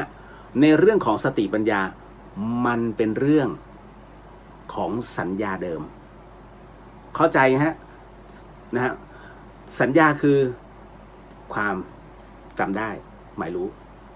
นะฮะเพราะฉะนั้นในเรื่องราวตรงนี้นี่เองเนี่ยมันจึงเกิดขึ้นข้ามชาติภพสัญญาเดิมนั้นเราเป็นแบบไหนนะฮะในชาติที่แล้วให้ดูปัจจุบันเป็นคนที่ขี้ช้าให้ดูไว้เลยว่าเมื่อชาติที่แล้วคุณก็เป็นคนขี้ช้าทั้งหมดทั้งมวลนั้นมันเกี่ยวเนื่องเกี่ยวข้องกันทุกภพทุกชาตินะครับ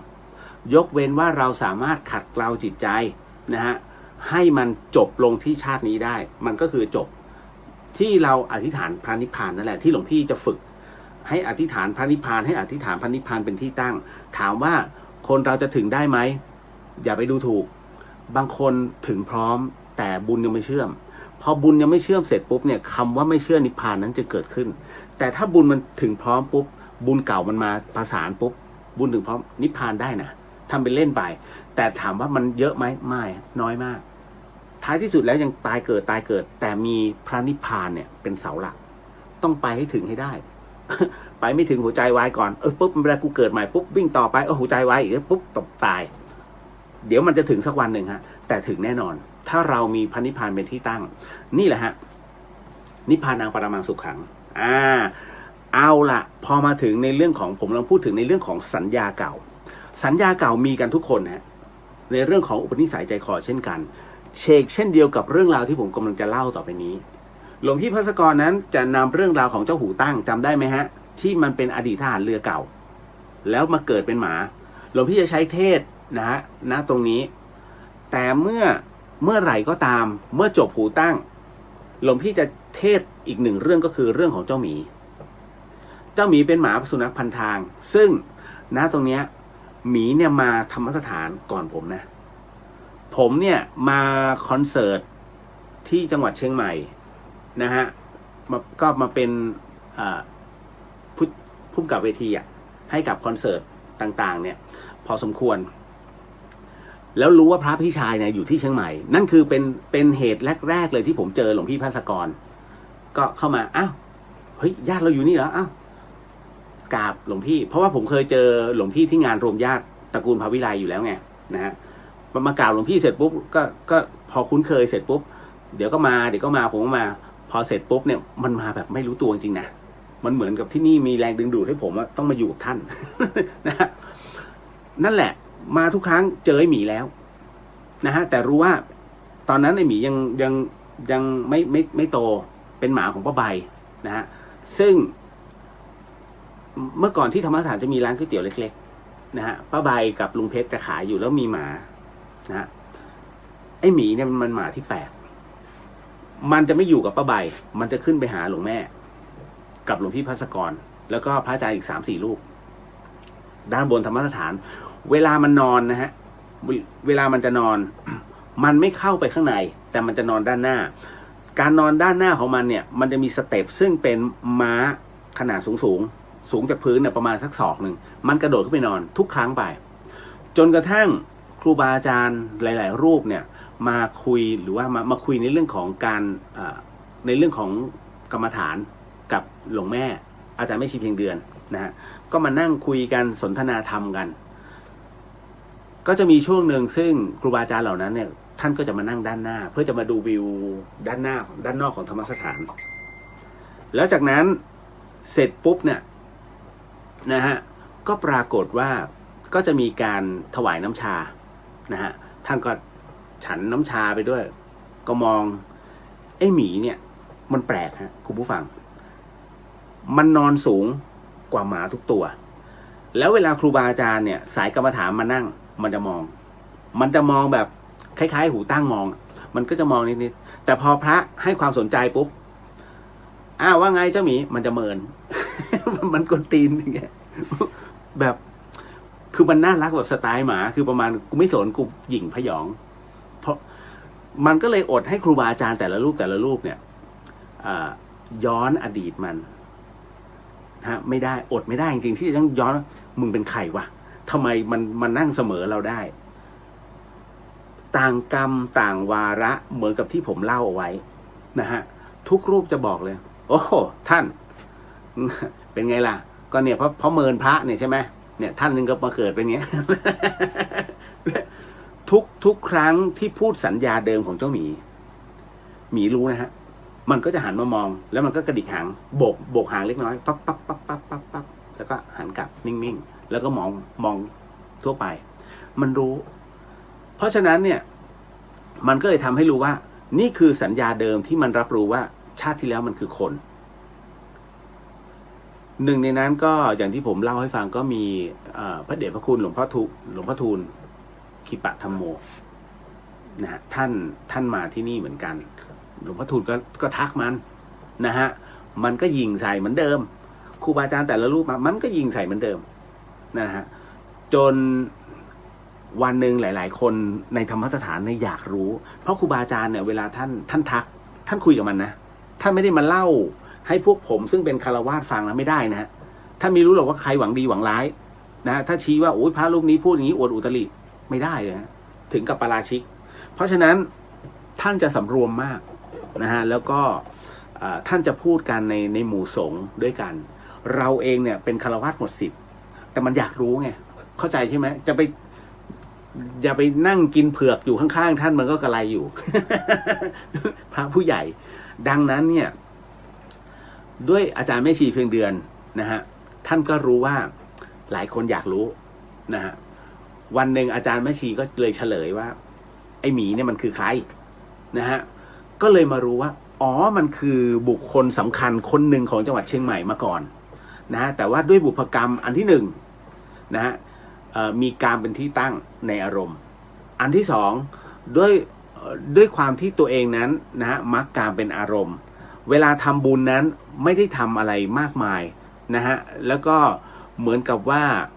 ไปตำหนิพระจนกระทั่งจะเอาเรื่องกับพระแต่บังเอิญว่าพระรูปนั้นเป็นพระสุปฏิปันโน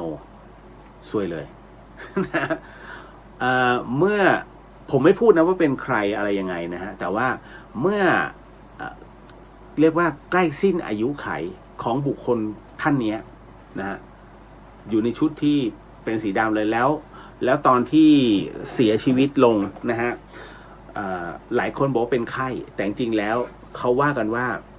เป็นเหมือนกับเป็นโรคหัวใจอะไปเลยตายชุดไหนเกิดชุดนั้นนะฮะดังนั้นเนี่ยไอหมีจึงออกมาเป็นชุดสีนั้นแล้วในขณะเดียวกันมาพร้อมถุงเท้าไงนะฮะที่มันเป็นเรื่องที่น่าแปลกตรงที่ผมเล่าเสมอก็คือว่าทุกครั้งไปหมีมันตัวเล็กนะฮะทุกครั้งไปเนี่ยหมาแถวหมู่บ้านเนี่ยมันมากัดกันเนี่ยมันตัวใหญ่กันเลยแล้วพวกนี้มันกัดสะบัดเนี่ยอีหมีเห็นเนี่ยนะฮะมันนอนสูงกับชาวบ้านแล้วมันกระโดดลงไปเสร็จปุ๊บแล้วมันวิ่งเข้าไปในวงเนี่ยแล้วมันก็ไปอย่างเงี้ยฮะไอ้ที่กัดสะบัดไปเนี่ยแม้กระทั่งชาวบ้านเขาไปห้ามเลยตีเตอเอาน้ำสาดยังไม่ออกนะไอ้หมีวิ่งไปปุ๊บแยกเลยแยกแบบไม่มีเหตุผลนะฮะคือมันทำให้หลายคนเฮ้ยท่านไม่ต้องทำอะไรอาจารย์แม่ชีบอกว่า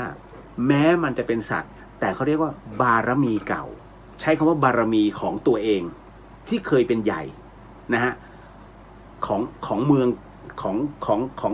เรียกว่าของเป็นบุคคลสำคัญเก่าของเชียงใหม่เนี่ยเมื่อมาเกิดแบบเนี้ยบารมีเก่ามันตามมาด้วยเพราะฉะนั้นรัศมีแห่งบารมีจึงแผ่ไปไอ้หมาพวกนี้คือเขาเรียกหมาบ้านๆอ่ะมันก็กระจายออกด้วยความที่เกรงในบารมีมันนี่คือเป็นเรื่องจริงนะเพราะว่าทุกคนเห็นผมก็เห็นแล้วหลายครั้งด้วยฮะที่มันกัดไอหมีวิ่งปุ๊บหายหมดเลยนะแต่อันนึงฮะ ด้วยความที่หมีมันก็คือหมีก็คือหมาสัญญาเดิมอย่างที่ผมบอกอะนะฮะสัญญาเดิมของมันคือมักในกาม เมื่อใดก็ตามที่เดือน12นะฮะฮอร์โมนหมารอบข้างเนี่ยมันจะมาตามไอตัวเดียวตัวเมียตัวเดียวฮะมันก็ตามเดินสวยจังเลยไอตัวนั้นก็เดินมันเนี่ยสวยกะทิล้วนๆนะฮะมีแต่หนัง นะแต่ด้วยฮอร์โมนไงนะฮะทำให้หมาที่เดินมันมาเป็น10ตัวนะตามไอตัวเนี้ยล้อมหน้าล้อมหลังพอไอหมีเดินไปปุ๊บเนี่ยทุกตัวกระจายหายหมดเลยสุดท้ายอีหมีก็ได้ครอบครอง เป็นตัวแรก นะหลังจากนั้นเสร็จปุ๊บมันก็กลับมาแล้วก็ดูนะฮะแล้วจากนั้นมันก็ไอตัวอื่นมันก็เดินตามกันต่อไปมันเป็นเรื่องที่แปลกมากนั่นคือสิ่งที่มันเกิดขึ้นดังนั้นเนี่ยทุกครั้งไปเราจึงใช้เรื่องราวเหล่านี้ฮะมาเป็นเรื่องในการเล่าหลวงพี่เองก็หยิบยกเรื่องนี้มาเล่าให้กับหลายๆคนนะที่ฟังเรื่องนี้มันเป็นเพราะว่าบุพกรรมอันที่หนึ่งในเรื่องของมากในกามสองในเรื่องของกามทำให้เขาเรียกว่าความหน้ามืดตามัวมันเกิดขึ้นไม่เห็นเรื่องบุญนะฮะแต่เห็นเรื่องกรรมนั้นเขาเรียกเห็นกงจักรเป็นดอกบัวกล้าที่จะมีเรื่องในวัดวาอารามนะอันที่สามก็คือว่ากล้าด้วยความที่มักกามทำให้เห็นนะความสำคัญของพระพุทธศาสนาเนี่ยต่ำลงกล้าที่จะถกเถียงกล้าที่จะมีเรื่องกับพระผู้ปฏิบัติดังนั้นบุพกรรมตรงนี้นี่เองเนี่ยมันจึงส่งผลให้ปรับชาติใหม่ปรับชาติภพใหม่ทันทีนะฮะเพราะฉะนั้นถามว่าตกลงการที่กลับชาติมาเกิดเนี้ยเขาเรียกว่าขึ้นสวรรค์หรือลงนรกนะฮะคำตอบคือลงไปแล้วนะฮะลงไปแล้วเนี่ยชดใช้ไปบางส่วนแต่ต้องกลับมาชดใช้ใหม่ต้องปรับชาติใหม่ถ้าในเมื่อรับรู้ในเรื่องของลดพระธรรมไม่ได้มึงก็ต้องมาอยู่ตรงนี้ แล้วทุกครั้งไปที่มีการทำวัดสวดมนต์ไอ้หมีจะนั่งอยู่ด้านหน้าธรรมสถานนะเพื่อจะฟังบทสวดมนต์ในการทำวัดเย็นที่นี่ไม่ทำวัดเช้าเพราะเป็นธรรมสถานนะฮะแต่ว่าเวลาท่านเขาทำพระสังฆทานกันทำพระสังฆทานทิพย์เนี่ยมันอยู่นะมันอยู่ฟังมันเข้าไปเดินเข้าไปในข้างในธรรมสถานเลยแล้วก็นอนหมอบข้างๆพระหลวงพี่ท่านก็สวดนะฮะก็จะมีคนนำพระสังฆทานทิพย์นั่นนะฮะก็ส่วนใหญ่เป็นอาจารย์แม่ชีเพียงเดือนนะฮะที่นำกล่าวพอเสร็จปุ๊บเนี่ยทุกครั้งไปทุกคนจะสังเกตหมดแล้วอาจารย์แม่ชีบอกว่าหมดแล้วล่ะชาตินี้ท่านก็หมดแล้วเพราะว่ามีปฏิบัตินี้ตลอดจนกระทั่งเขาหมดอายุไขไปประมาณสัก5 ปีที่แล้วนะฮะก็อุณหภูมิร่างเขาขึ้นไปถึง110 องศาผมเป็นคนที่พาเขาไปหาหมอนะฮะจนกระทั่งเขาช็อกนะฮะนั่นคือเรื่องราวของเจ้าหมีนะฮะหลวงพี่ท่านจะรักมากแล้วก็มันกล้าที่จะสู้กับหลวงพี่ไม่ใช่แห่กัดนะไม่ใช่สู้แบบกัดพระอาจารย์ภัสกรนะหมายถึงว่าโดยปกติแล้วเจ้าหมีเนี่ยนะหรือว่าหมาตัวเนี้ยหมาทุกตัวจะกลัวพระอาจารย์ภัสกรเพราะพระอาจารย์ภัสกรเนี่ยท่านอันนี้พูดอย่างเงี้ยฮะมันจะกลัวหมดแต่หมีไม่หมีมันก็นอนกระดิกหางดึกเพราะอะไรมันไม่ได้สิ่งที่เพราะว่าหลวงแม่บอกว่าเพราะบารมีมันไงหมีมันเป็นหมาที่มีบารมี ดังนั้นมันคิดว่าตัวมันเนี่ยมีบารมีเท่าหลวงพี่ภัสกรเพราะฉะนั้นฉันไม่กลัวที่ไหนได้หลวงพี่ภัสกรนี่จะลูบหัว พอลูบเหมือนกับขนถ้าจะติดตามมือท่านใหญ่ลูบตาถลนไอ้หมี นะผมก็ขำนะมันก็ยอมหลวงพี่นะมีตัวเดียวฮะหลังจากนั้นผ่านไปได้สักประมาณไม่กี่ปีไม่ใช่ไม่กี่ปีดีหลายปีอยู่ประมาณย้อนกลับไปประมาณเกือบสัก10 ปีก็บังเกิดลูกหมา1 ตัวนะฮะลูกหมาตัวนี้นะฮะเป็นลูกหมา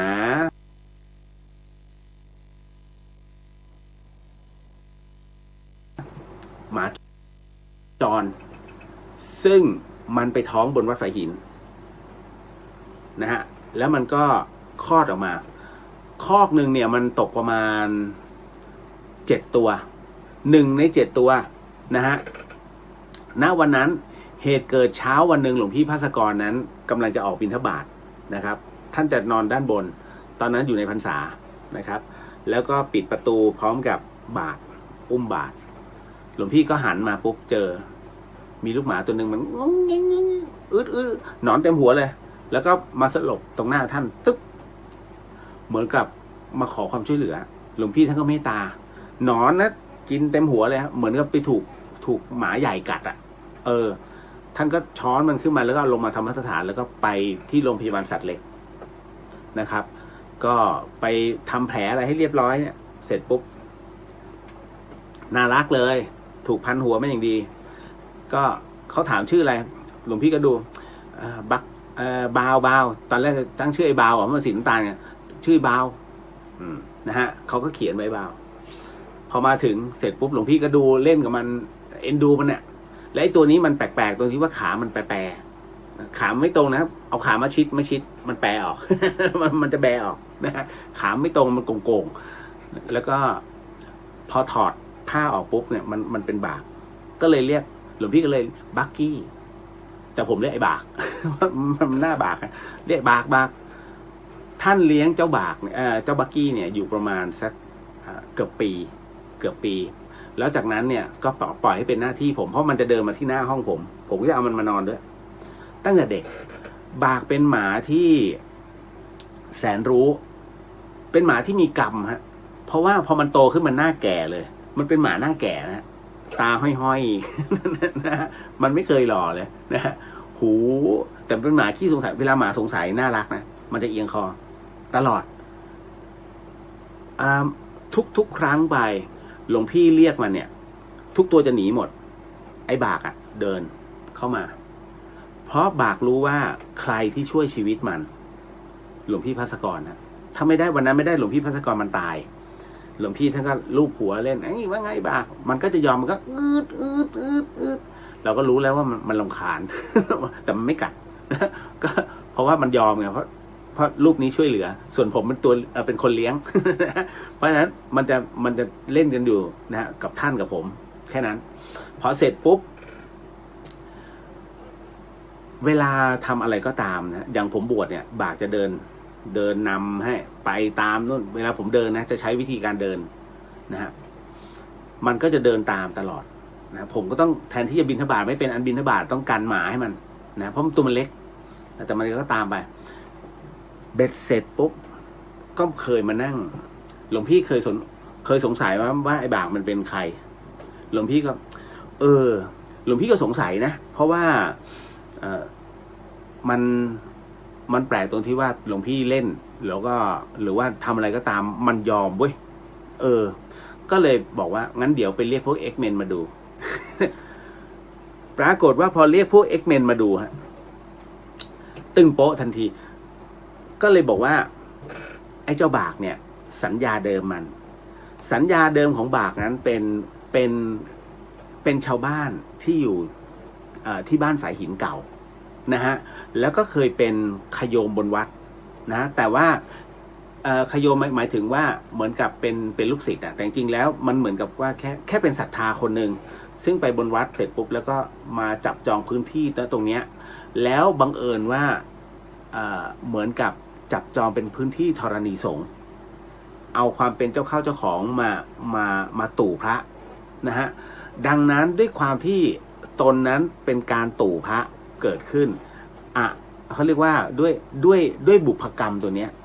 มันจึงทำให้ตนนั้นปรับชาติใหม่นะฮะก็คือมึงไปเป็นหมาใช้ก่อนแล้วค่อยมาว่ากันถ้ามึงปรับนิสัยได้ดีก็กลับไปเป็นคนเหมือนเดิมท้ายที่สุดแล้วเนี่ยบุคคลท่านนี้บุคคลคนนี้คือชาวบ้านคนหนึ่งของบ้านฝายหินซึ่งอยู่แถวนี้เช่นกัน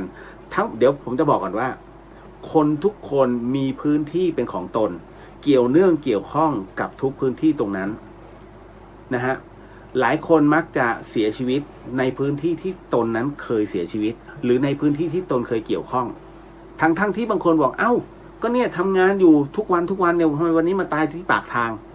มันก็ผ่านทุกวันเนี่ยทำไมมันไม่ตายตั้งแต่มันเดินเข้ามาถูกไหมฮะคำตอบก็คือว่าตอนนั้นกรรมยังไม่ถึงนะฮะเจ้ากรรมนายเวรณช่วงเวลาเดิมนะฮะที่เดิมนะตรงนั้นแล้วตัวกรรมนั้นยังมาไม่ถึงผมบอกเลยว่าคนเราดำเนินชีวิตเนี่ยไม่ใช่ว่าเพราะเราอยากดำเนินชีวิตแต่ตัวกรรมเป็นตัวเขียนสคริปต์ให้เราเดินดังนั้นณวันนี้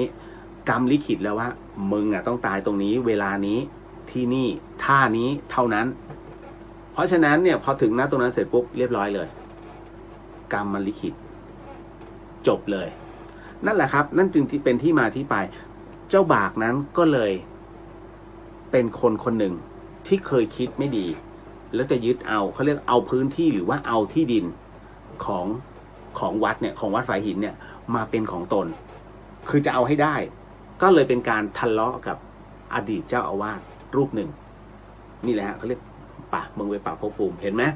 การนำสิ่งของหรือว่าการนำอะไรก็ตามเนี่ยนะฮะซึ่งเป็นของวัดเนี่ยมันไม่ใช่ดีเลยมันต้องมาโดนปรับภพภูมิใหม่นะฮะนี่คือบากยังไม่จบตัวสุดท้ายมาแล้วไอ้มูมูยังมีชีวิตอยู่ยังกระแดะอยู่ดุ๊กดักที่เวลาผมจัดศพข้างนอกมันจะมามูมูนะฮะมูมูนั้นเอาว่าตอนแรกเราก็นิ่งๆมันเริ่มแปลกๆตรงที่ว่าเฮ้ยมันเริ่มสอดส่องทุกที่ของธรรมสถานนะอย่างมีความเขาเรียกจงใจไปทุกที่ดูทุกที่ขึ้นหมดแล้วเวลานอนไอ้มูนอนด้านบนอาคารฮะซึ่งเขาเรียกว่าอาคารสุขาวดีแต่ตอนนี้ขึ้นไม่ได้หลวงพี่นุไปกั้นทางมันเลยนอนข้างๆรูปหลวงพี่ด้านหน้านะฮะก็ปรากฏว่าไอ้นี่มันแปลกนะฮะจากนั้นก็เลยให้ X-Men เหมือนเดิมดูย้อนอดีตชาติมันว่าไอ้มู่เนี่ยมันคือใครทำไมมันแหมสำรวจจังเว้ย ธรรมสถานโป๊ะเช่ฮะออกมาแล้วมู่คือคนคนหนึ่ง เป็นชาวบ้านฝายหินเหมือนเดิมทุกคนเกี่ยวเนื่องเกี่ยวข้องนะฮะเป็นชาวบ้านฝายหินเหมือนเดิมเป็นผู้ที่นำเอาแต่ผลประโยชน์เข้าตนนะฮะกอบทุกอย่างมีบุพกรรมร่วมกันหมดเลยบนพื้นที่แห่งนี้ด้วยนะฮะดังนั้นพอในชาติที่แล้วพอตายปุ๊บมันเกิดทันทีรอเกิดทันทีแต่เปลี่ยนภพภูมิใหม่มาอยู่ตรงนี้เพราะฉะนั้นไอ้มู่เนี่ยมันจึงช่ำชองมากเลยมันขึ้นลงปุ๊บไปแต่ละที่นะฮะคนไหนที่เข้ามาปุ๊บมันประจบได้ประจบคนไหนที่ดูแล้วอันตรายมันหลีกมันเก่งมากฮะเป็นหมาตอแหล ตัวหนึ่งแต่ทั้งนี้ทั้งนั้นเนี่ยต้องบอกว่าในเรื่องของการในเรื่องของภพภูมินะคุณผู้ฟังต้องบอกก่อนว่าอย่าไปประมาทผมตอนแรกผมฟังเรื่องของหมีเนี่ยผมไม่เชื่อแต่ครูบาอาจารย์นั้นไม่มีเหตุผลในเรื่องของการโกหกไม่มีเหตุผลเลยฮะจะมาเหมือนกับเป็นเล่านิทานเพื่อมุสาให้ท่านผิดศีลตัวเองนั้นนะทั้งที่ตัวเองถือมาทั้งชีวิตมันไม่ใช่เรื่องอะแล้วเราเป็นใครก็ไม่รู้จะมามุสาให้เราได้รับรู้เพื่ออะไรมันไม่มีประโยชน์ใช่ไหมฮะอันที่สองก็คือว่าด้วยผมเป็นคนข่าวเก่านะฮะเป็นนักข่าวแล้วเคยไปสัมภาษณ์เคยไปรับรู้เรื่องราวของคนที่เขาเรียกเด็กกลับชาติมาเกิดแล้วรับรู้เรื่องราวในอดีตชาติของเขามันเป็นอย่างนั้นจริงๆนะฮะเราเคยไปสัมภาษณ์เราเคยไปสัมผัสกับน้องๆพวกนั้นนะฮะแล้วก็เคยสัมผัสกับกลุ่มญาติพี่น้องซึ่งอยู่ในอดีตชาติเขาด้วยมันก็เลยทำให้มันเริ่มมีความเขาเรียกมันเริ่มมาต่อกันพอมันมีคำมาต่อกันเสร็จปุ๊บจิ๊กซอว์ตัวนี้มันถูกเปิดขึ้นมาว่าเฮ้ยในเรื่องของชาติภพมันเป็นอย่างนี้จริงหรือตรงที่ว่าผมพูดได้ไหมเนี่ยพระอาจารย์ สาธุอาจารย์ไม่ว่านะ นะผมจะบอกว่าที่วัดฝายหินนะฮะเจ้าอาวาส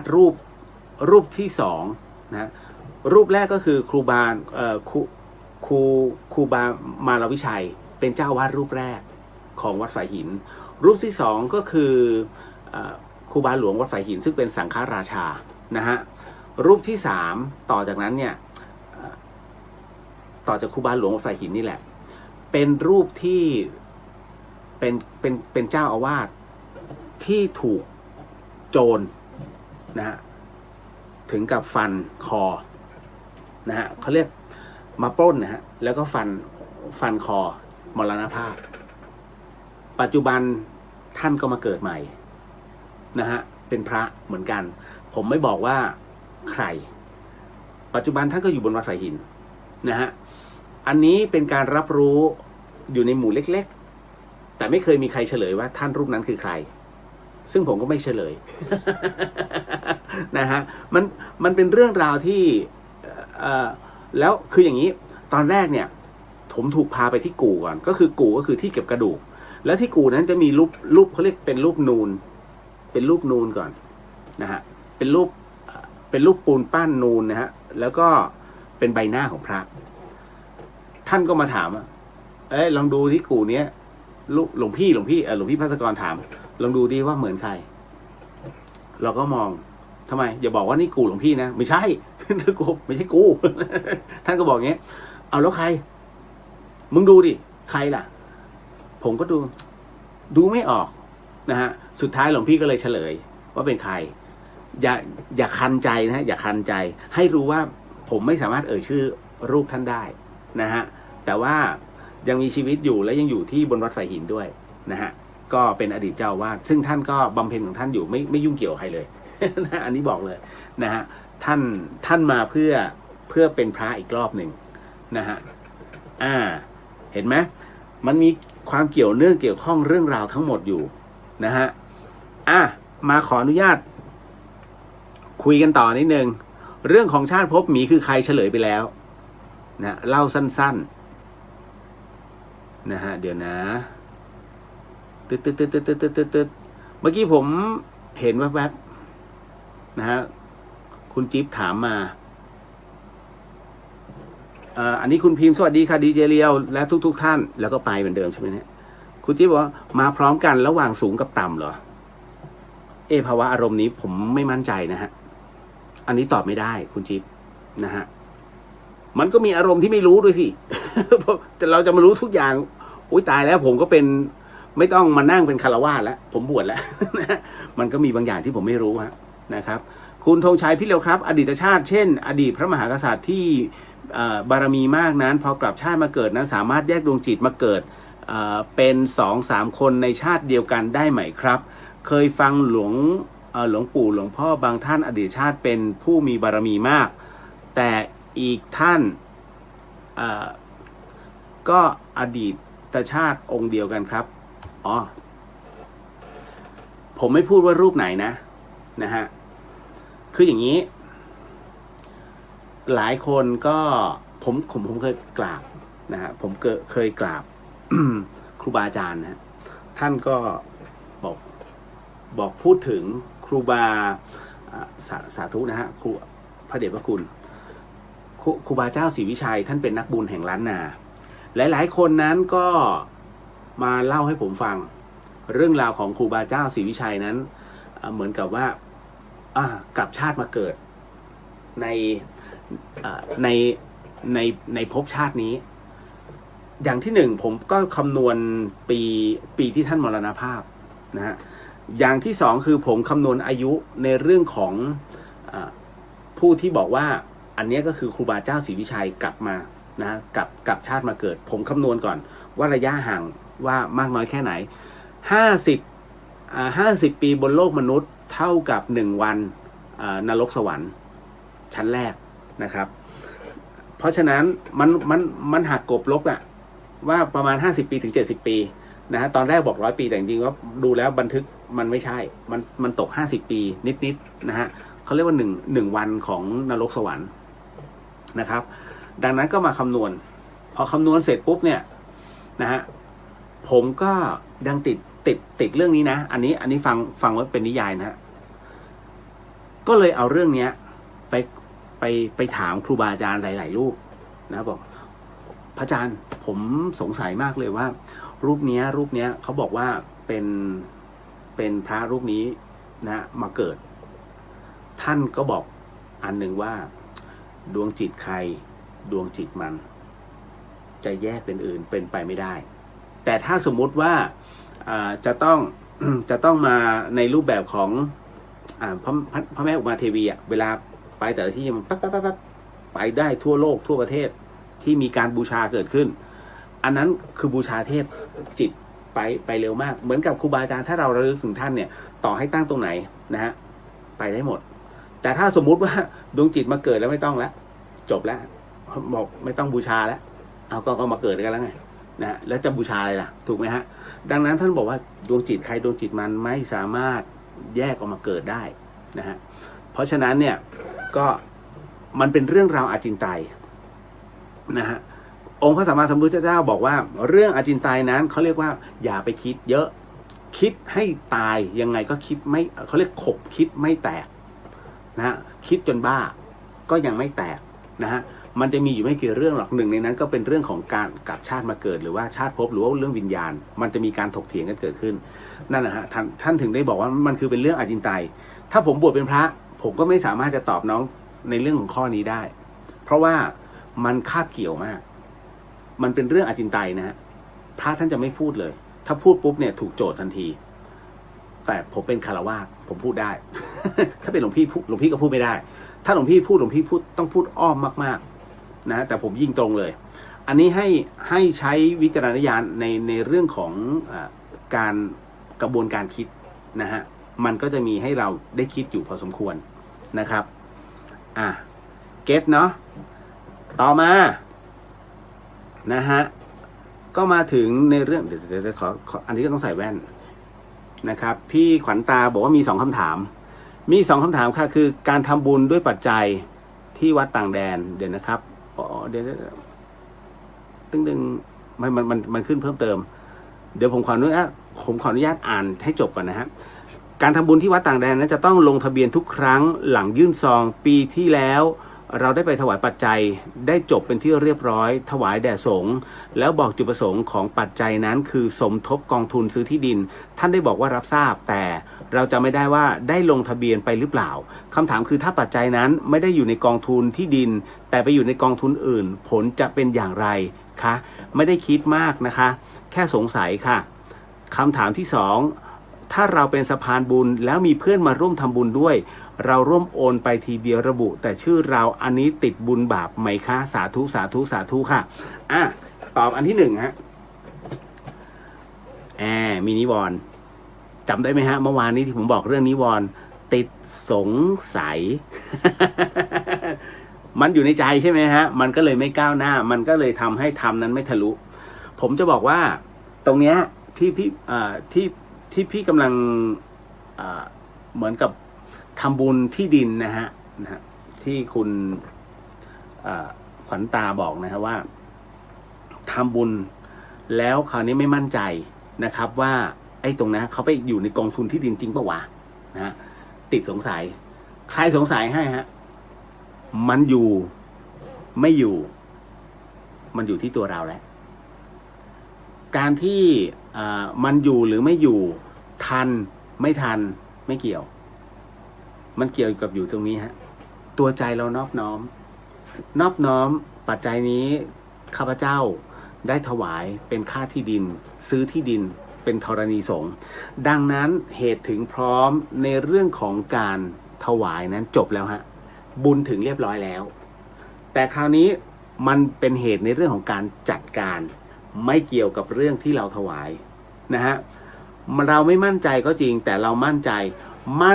สิ่งไหนจงศรัทธาในสิ่งนั้นแล้วบุญจะถึงนะตรงนั้นส่วนในของในเรื่องราวของการจัดระบบนั้นถ้าหากว่ากองที่ดินนั้นสมมุติว่ามันไม่ได้อยู่จริงแต่เขาไปจัดสรรในบุญอย่างอื่นยังไงก็ได้บุญที่ดินฮะเพราะจิตเราน้อมนำแต่ระบบการจัดการเขาอาจจะผิดพลาดไม่เกี่ยวกับเรานะฮะต่อมาอีกอันหนึ่งก็คือในเรื่องเป็นการเป็นสะพานบุญแล้วทำบุญชื่อเรานะฮะแต่บังเอิญว่าเป็นเงินปัจจัยของคนอื่นสามารถทำได้ไหมจริงๆแล้วมันทำได้แต่ไม่ควรนะฮะมันทำได้แต่ไม่ควรเพราะว่าอีกหลายๆคนเขาก็อยากได้ชื่อของเขานะแต่ถ้าบางคนที่เขาบอกไม่เป็นไรเธอก็ทำในนามเธอเลยถ้าเขาอนุญาตแบบนั้นจะไม่มีปัญหาแต่ถ้าสมมุติว่ารวบรวมแล้วฉันลืมลืมใส่กรณีลืมนั้นเขาเรียกว่ามันไม่ครบองค์ในเรื่องของความตั้งใจไม่เกี่ยวกันไม่ติดอะไรแต่ถ้าสมมุติว่าขี้เกียจไม่เอาฉันเลยทีเดียวแล้วกันแต่ว่าเงินนี้ที่เธอร่วมก็จัดการเลยทีเดียวอันนี้แหละมันจะเป็นปัญหานะฮะเพราะฉะนั้นวิธีการคือในเมื่อมันผ่านมาแล้วมันแก้ไม่ได้แต่ปัจจุบันแก้ได้เมื่อแก้ได้บุญถึงพร้อมก็คือทำสมมุติว่าผมเปิดกองบุญอะไรก็ตามขึ้นมาเสร็จปุ๊บเนี่ยทำมาแล้วก็ทำในฐานะของเพื่อนคนนั้นไม่จำเป็นต้องรู้ชื่อจริงนามสกุลจริงเพราะอะไรเดี๋ยวเสียฟอร์มเดี๋ยวมันจะด่าเราเดี๋ยวเราจะเสียหน้าอุตส่าห์เป็นต้นบุญ ใช้เป็นชื่อเล่นนะฮะแล้วก็ให้กับชื่อคุณเสร็จปุ๊บแล้วก็ตามด้วยเพื่อนคนนั้นเป็นชื่อเล่นก็ได้ตรงเนี้ยมันถึงพร้อมนะฮะให้เป็นที่เขาเรียกใช้ให้ทำได้ครับนะฮะทุกอย่างมีทางแก้ไขไม่ใช่ว่าอยู่ๆแล้วเฮ้ยไปติดกันไม่ได้ไม่ใช่ฮะนะฮะเอาล่ะจบเก็ตนะไม่ติดแล้วนะฮะอย่าไปยึดติดมันนะครับเพราะไม่งั้นจะมีในเรื่องราวของการขวางกั้นในเรื่องของการที่เราจะลุดไปข้างหน้ามันไม่งั้นมันไม่ลุดมันมีบางอย่างติดไงนะครับอาป๋องสวัสดีพี่เรียวสวัสดีครับผมป้าแก้วเรื่องหูตั้งดังมากมายค่ะก็อยู่ในเดี๋ยวนะผมมีอยู่ไหนวะหูตั้งคือใครนะฮะของหลวง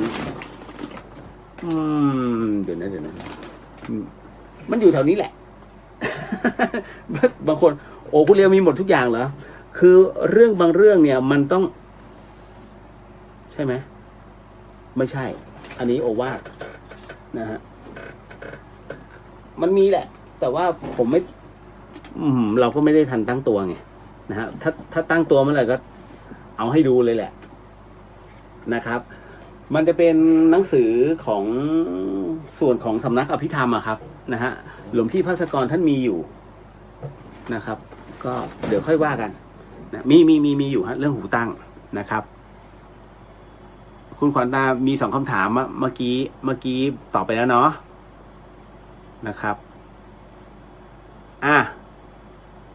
หมดนะครับเดี๋ยวเพราะผมต้องค่อยๆไปทีนี้คุณจินุชาบอกว่าพระอาจารย์มีเรื่องเล่าน้องหมาที่ชื่อแดงด้วยค่ะอีแดงไม่รู้แต่รู้ว่าอีดำมามี มันมีอีกตัวหนึ่งนะครับตัวนี้ชื่อว่าไอ้ตุ่นหมาเนี่ยมีความซื่อสัตย์นะคุณผู้ฟังนะครับ การที่หมานั้นมีความซื่อสัตย์นั้นนั่นก็คือว่ามันเป็นเรื่องของสัญญามันเป็นเรื่องของสัญชาตญาณด้วยนะฮะสัญชาตญาณใช้กับสัตว์สัญญาใช้กับคนนะฮะและสัตว์ที่อดีตเป็นคนเข้าใจนะฮะเพราะฉะนั้นในเรื่องของสัญญานั้นเนี่ยนะครับผมเคยเล่าเรื่องตุ่นไปแล้วหลายๆครั้งนะฮะตุ่นเป็นหมาหน้าตายับยุยี่อ่ะขนปุยสีน้ำตาลล้วนๆเลยฮะมันเป็นหมาจรเช่นกันอยู่บนวัดไฟหินเมื่อก่อนมีพระรูปหนึ่งอดีตพระแล้วกันฮะปัจจุบันเป็นตำรวจไปแล้วนะฮะตอนนั้นท่านเป็นมหาอานนท์นะครับเป็นพระของมหาอานนท์เก่งมากนะครับอยู่เป็นพระจากวัดโสธรแต่มาอยู่ที่วัดฝายหินแล้วก็มาเรียนที่สวนดอกเก่งมากภาษาเนี่ยเก่งมากทุกอย่างในเรื่องของการสืบหาเนนคนไหนทำผิดหนีจากวัดเรียกศึกบกอานนท์จับได้หมด เมื่อก่อนไงเดี๋ยวนี้วัดฝายหินจึงไม่รับเนนเพราะเมื่อก่อนเขาศึกบกรู้จักป่ะฮะศึกบกหมายถึงว่าแอบหนีเที่ยวอ่ะเมื่อก่อนจะมีเนนนะฮะก็เนนดอยมาเสร็จปุ๊บมาถึงตรงมืดหน่อยเนี่ยอย่างช่วงเวลาเนี้ยเมื่อก่อนไม่มีโควิดนะครับสัก3-4 ทุ่มเนี่ยแถวธรรมสถานมันจะมืดไงมืดหมดมันไม่มีไฟเอาละลงมาแล้ว3-4 คนมันมาลายกมือลาประตูเปลี่ยนเสื้อ เอาถอดจีวรออกใส่เสื้อกล้ามใส่เสื้อยืดกางเกงยีนไปแล้วศึกบกไปเที่ยวพอได้ที่เสร็จปุ๊บกลับมาถอดเสื้อห่มจีวรขึ้นข้างบนขอบวชใหม่ เขาเรียกศึกบกนั่นแหละอานนท์จับได้หมดตอนนั้นเก่งมากอานนท์มีหมาอยู่ตัวฮะพันทางชื่อว่าไอ้ตุ่นมันเป็นลูกหมาเขาจะเลี้ยงของเขาเลยไอ้ตุ่นเนี่ยใครไปจับไม่ได้มันกัดผมนี่กัดเลยขนาดที่ว่าผมรักหมาเนี่ยแต่ว่าผมจะชักมือกลับเร็วจนกระทั่งวันหนึ่งไอ้ตุ่นก็เหมือนกับว่ามันจะแง่งผมแต่มันแง่งไม่ได้ผมก็พยายามเอาของไปให้มันกินติดสินบนหมาแล้วก็ลูบหัวมันก็เลยเริ่มคุ้นเคยกับผมบ้างแต่ส่วนใหญ่มันจะรออานนท์เพราะว่ามหาอานนท์เนี่ยตอนนั้นเป็นมหาตอนนี้เขาศึกนะผมจึงเรียกอานนท์เฉยๆนะฮะตอนนั้นเนี่ยอานนท์อยู่ที่วัดสวนดอกเวลากลับมาเขาจะซื้อลูกชิ้นมาแล้ว40 บาทถุงเบลเลอร์เลยเลี้ยงตัวเดียวเลี้ยงไอ้ตุ่นซัดแต่ลูกชิ้นทุกวันนะฮะมันอร่อยมันขนาดมาคุยกับผมเนี่ยอานนท์เป็นช่างอธิบายไงแล้วตอนนั้นเป็นพระช่างอธิบายผมเมาหัว งงเวียนหัวเลยเสร็จปุ๊บไปแล้วพี่เดียวเดี๋ยวเอาไปให้ตุ่นก่อนเดี๋ยวไอ้ตุ่นมันหิวให้เป็นอย่างนี้ตลอดฮะจนกระทั่งด้วยความที่ตุ่นเนี่ยโตเต็มที่นะฮะมันเป็นหมาหนุ่มโอ้ยมันปกป้องวัดน่าดูเลยใครมาปุ๊บมันกัดไม่ให้เข้าใกล้อานนท์จนกระทั่งวันหนึ่งอานนท์ได้ข่าวจากทางกรุงเทพเป็นคนสมุทรปราการแม่เรียกให้กลับบ้าน อานนท์ก็ไปทั้งพระเหลืองนะฮะไอ้ตุ่นเนี่ยอยู่ที่วัดฝายหินมันก็ทุกครั้งไปอานนท์ไปวัดสวนดอกเนี่ยไอ้ตุ่นมันจะมานั่งรอที่หน้าวัดมันก็นั่งรอ ตกเย็นปุ๊บ4 โมงเย็นอานนท์กลับมาปุ๊บมันจะกระดิกหางรอไปกลับเข้ากุฏิเป็นอย่างนี้ทุกวันทุกวัน จนวันหนึ่งอานนท์ต้องเข้ากรุงเทพมันก็มานั่งรอไอ้ตุ่นนั่งรอเหมือนเดิมแล้วผมมาได้ข่าวว่าอานนท์มาศึกที่กรุงเทพครับแต่ในขณะเดียวกันอานนท์ศึกอานนท์ใช้ชีวิตเยี่ยงคารวาสนะฮะอยู่กับคุณแม่แล้วเป็นตำรวจแล้วก็แต่งงานมีแฟนมีภรรยาเป็นที่เรียบร้อยไอ้ตุ่นช่วงแรกๆเนี่ยสงสารมากผมเนี่ยแอบนั่งดูมันนั่งรออานนท์ที่หน้าวัดนะคุณผู้ฟังไอ้ตุ่นนั่งรออานนท์ตั้งแต่บ่าย 3ปกติ4 โมง 5 โมงเนี่ยอานนท์มาแล้วไงไอ้ตุ่นนั่งรอตั้งแต่บ่าย 3ฮะจนถึงเที่ยงคืนทุกวันนะผมไม่ได้ปลดเลยนะเพราะผมจัดรายการเนี่ยเที่ยงคืนจนถึงตี 3วันใดที่ผมจัดรายการเสร็จปุ๊บโผล่ลงมาหลอนแล้วออกมาจากตี 3บางทีผมเห็นไอ้ตุ่นเนี่ยนอนอยู่ตรงถนนเนี่ยนอนเพื่อรออานนท์นะมันเป็นอย่างนั้นจริงๆจนกระทั่งผมเนี่ยอดสงสารมันไม่ได้ก็เลยเรียกตุลมาผมก็จะให้ข้าวให้น้ำมันคือมันรออานนท์คนเดียวเลยแล้วช่วงนั้นเป็นช่วงที่ผมบวชตอนนั้นบวชเสร็จปุ๊บเนี่ย ก็จัดรายการไปด้วยแล้วก็ออกมาก็เหมือนกับว่าเมตตาไอ้ตุ่นมันด้วยนะฮะผมมันจะนอนที่สถานีไม่มีกุฏิของตัวเองจะนอนที่สถานีพอจัดรายการเสร็จปุ๊บนอนเลยแต่ก่อนจะนอนเนี่ยผมจะเดินออกนอกสถานีกันไปดูไอ้ตุ่นฝนตกผมก็ตุ่นมาหลบฝนลูกมันนั่งตากฝนนะคุณผู้ฟังไอ้ตุ่นนั่งตากฝนเนี่ยมันรออานนท์ประมาณ2 เดือนกว่านะฮะรอจนเป็นไข้มันนอนกลางฝนน่ะผมต้องเอาร่มเลยไปยืนทั้งผ้าเหลืองแล้วยืนกลางร่มให้มันแล้วผมก็บอกตุลอานนท์ไม่มากลับไปนอนเถอะไปนอนกับหลวงพี่ผมก็ลูบหัวมันก็นอนอยู่นะมันไม่ยอมไปผมก็เลยต้องเอาร่มเนี่ยปักไว้ตรงนั้นมันก็นอนนะครับไอ้ตุ่นตอมใจตายคืออีกวันหนึ่งอีกวันสัก2-3 วันต่อจากนั้นเนี่ยผมก็เดินมันอยู่ตรงนั้นตลอดมันไปไหนนะมันนั่งรอผมถึงเข้าใจหมาญี่ปุ่นไงที่ไอตัวนั้นที่เป็นอนุสาวรีย์ที่เขาปั้นมันนั่งรอจนตายไอตัวนั้นไอตุ่นเหมือนกันเลยมันนอนนั่งรออานนท์นะบางทีเห็นเหลืองๆแล้วมีพระรูปหนึ่งข้างๆคล้ายๆอานนท์มันกระดิกหางดีใจมากผมรู้แล้วไอตุ่นเอ้ยมึงรออานนท์แต่พอพระรูปนั้นเดินลงมาเสร็จปุ๊บพอไม่ใช่อานนท์ปุ๊บมันนั่งหงอยนั่งผมรู้เลยว่ามันตรอมใจ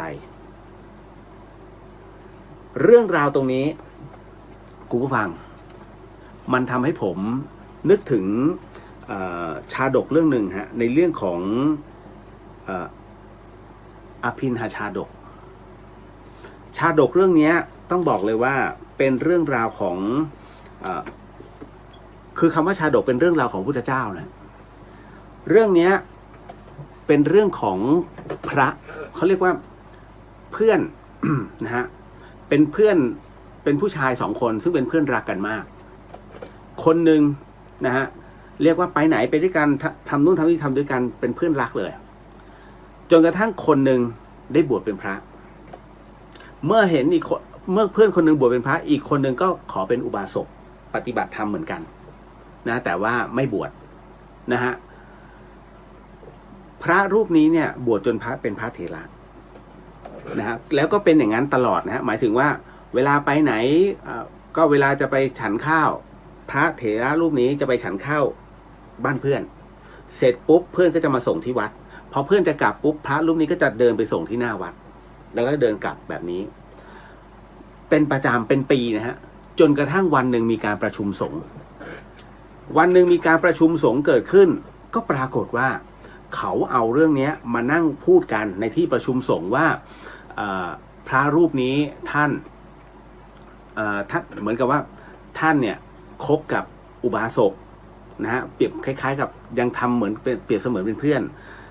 ความนี้จึงรู้ถึงองค์พระสัมมาสัมพุทธเจ้าพระองค์ท่านก็เลยถามนะฮะ ก็เลยถามไงครับว่า อันนี้ที่คุยกันเรื่องอะไรปรากฏว่าก็มีพระภิกษุรูปหนึ่งนะก็ได้ถวายรายงานนะว่าในเรื่องของอุปนิสัยของพระรูปนี้ซึ่งได้ปฏิบัติกับอุบาสกเนี่ยเยี่ยงเพื่อนก็เลยทำให้พระพุทธเจ้านั้นทรงแสดงนะก็เรียกว่าเป็นเรื่องราวท่านย้อนอดีตบุพเพนุสติญาณนะฮะพูดถึงในเรื่องของพญาช้างตัวหนึ่งนะฮะ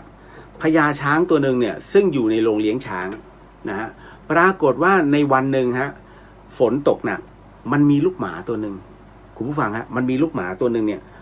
มันหลุดมาจากไหนไม่รู้นะเป็นหมาจรแล้วหลุดมาที่โรงเลี้ยงช้างพญาช้างตัวนี้เห็นปุ๊บก็เหมือนกับผูกสมัครรักใคร่แบ่งข้าวแบ่งอาหารแบ่งน้ำให้กินพอลูกหมาตัวนี้กินเสร็จปุ๊บเนี่ยนะฮะกุ๊กคลุกคีสนุกสนานมันก็เล่นกันนะพญาช้างก็เอางวงเนี่ยรัดแล้วก็เอาเทิร์นขึ้นมานะเอาวางไว้ตรงจมูกอ่ะนะฮะหมามันก็ชอบเล่นกันทุกวันนะเป็นปีจนกระทั่งหมาตัวเนี้ยมีขนที่เงางามมากสวยงามมากแล้วกระทั่งวันหนึ่งฮะวันหนึ่งปรากฏว่ามีพ่อค้าคนหนึ่ง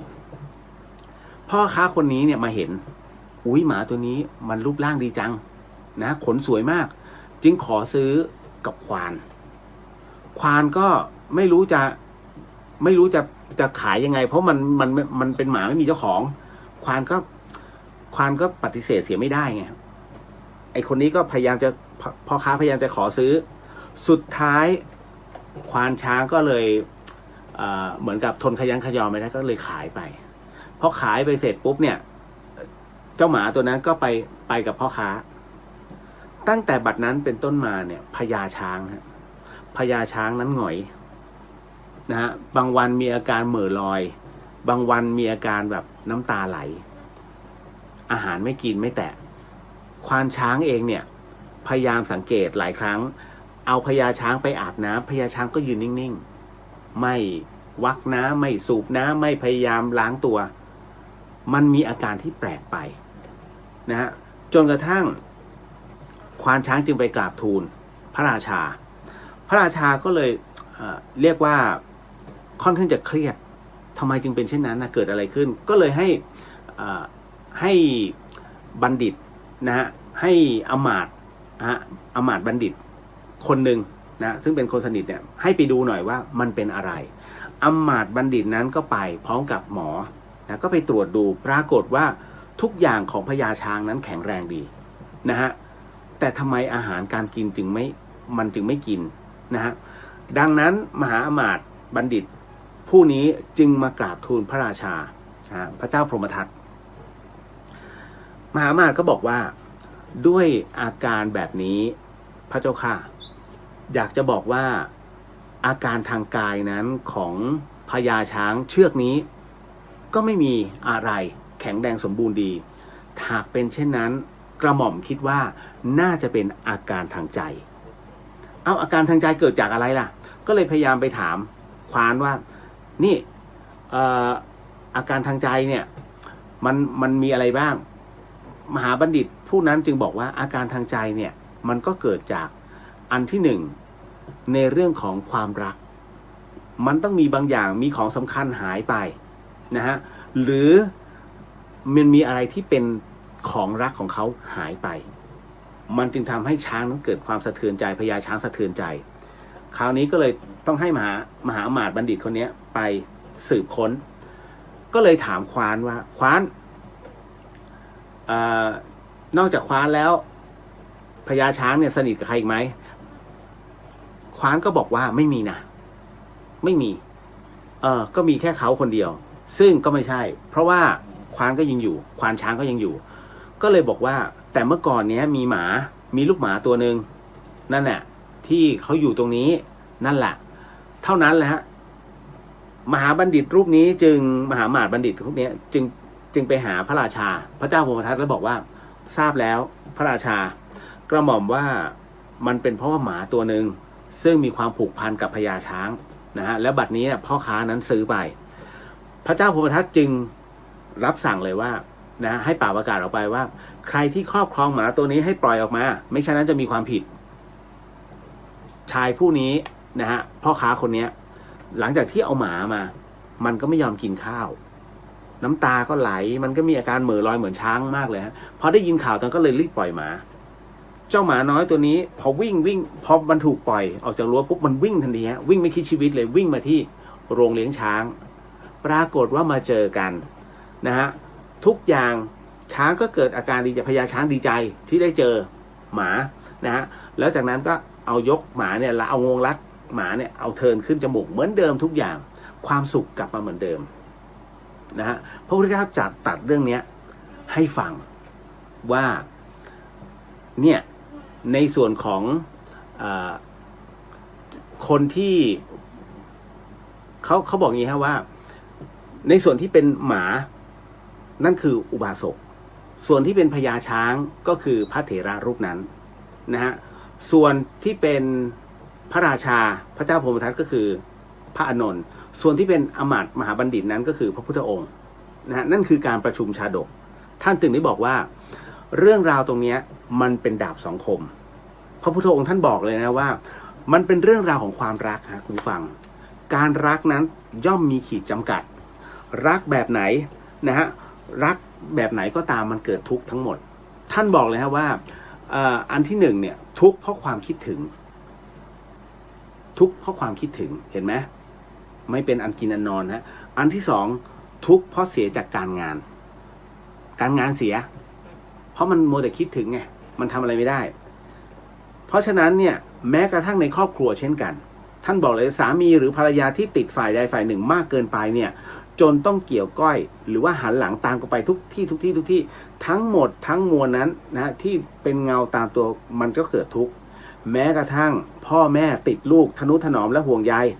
มันก็ติดทุกข์เช่นกันมันไม่เกิดประโยชน์ครับเพราะว่าวันใดวันหนึ่งเนี่ยนะฮะหากจะต้องเป็นตัวของตัวเองแล้วก็ทุกอย่างนั้นต้องเจริญไปตามหน้าที่การงานและการละเวลาเมื่อนั้นจะติดทุกข์ทันทีมันจะเป็นไปมันจะทำอะไรไม่ได้พระพุทธองค์จึงบอกนะว่าเนี่ยให้ระมัดระวังเรื่องนี้เช่นเดียวกันฮะณตรงนี้นี่เองตุลน่ะมันติดในเรื่องของตรงนี้ในเรื่องของความคิดถึงมันทุกข์เพราะความคิดถึงมันจึงทำให้เกิดเรื่องราวตัวนี้ขึ้นมาผมชี้ให้เห็นนะฮะว่ามันคือความผูกพันนั่นแหละถ้าบอกว่าตุลคือมิตรเก่าของอานนท์ก็ถือว่าใช่นะฮะแต่ในขณะเดียวกันมันคือความรักความภักดีของระหว่างหมากับเจ้านายถูกไหมก็ถือว่าใช่ เพราะฉะนั้นนี่คือความรักความทุกข์ที่เกิดจากความคิดถึงนะฮะอาจจะมีอะไรที่มันไม่ได้มากก็ได้น้อยนะกับเรื่องราวที่ผมยกตัวอย่างให้ฟังนะครับเอาละมาต่อมานะฮะ คุณกุ้งบอกว่าใช่ตัวหนึ่งเป็นกายทิพย์ที่อยู่ด้านบนและกายหยาบที่นั่งอยู่เลยรู้สึกเล็กกว่าค่ะนะเคยครั้งหนึ่งนั่งสมาธิรู้สึกเห็นกายที่หายใจอยู่ด้านหน้าอีกตัวหนึ่งเป็นอีกส่วนหนึ่งที่ดูกายหายใจอยู่แยกออกเป็นสองส่วนประมาณนั้นนะฮะ กายทิพย์คือส่วนของอธิสมานกายนะฮะเดี๋ยวนะตอนที่ถอดจิตตอนที่ ตอนที่เวลาเรานั่งสมาธิเนี่ยฮะนะครับเดี๋ยวนะขออภัยกับเรื่องราวตรงนี้ใช่ไหมที่ถามว่ามันมีสองกายด้วยกันนะฮะในส่วนของจิตที่แยกออกไปคืออธิสมานกายละเอียดคือตัวเรากายละเอียดนี่คือตัวเรานะฮะไม่ใช่ตัวต่ำถ้าตัวต่ำในความหมายในที่นี้หมายถึงว่าอีกกายหนึ่งใช่ไหมมันเป็น3ร่างหรือ2ร่างอันนี้ผมงงแต่ถ้านั่งอยู่แล้วบอกว่า มันมีอันนึงเหมือนกับจะหลุดออกไปเกือบเขาเรียกการถอด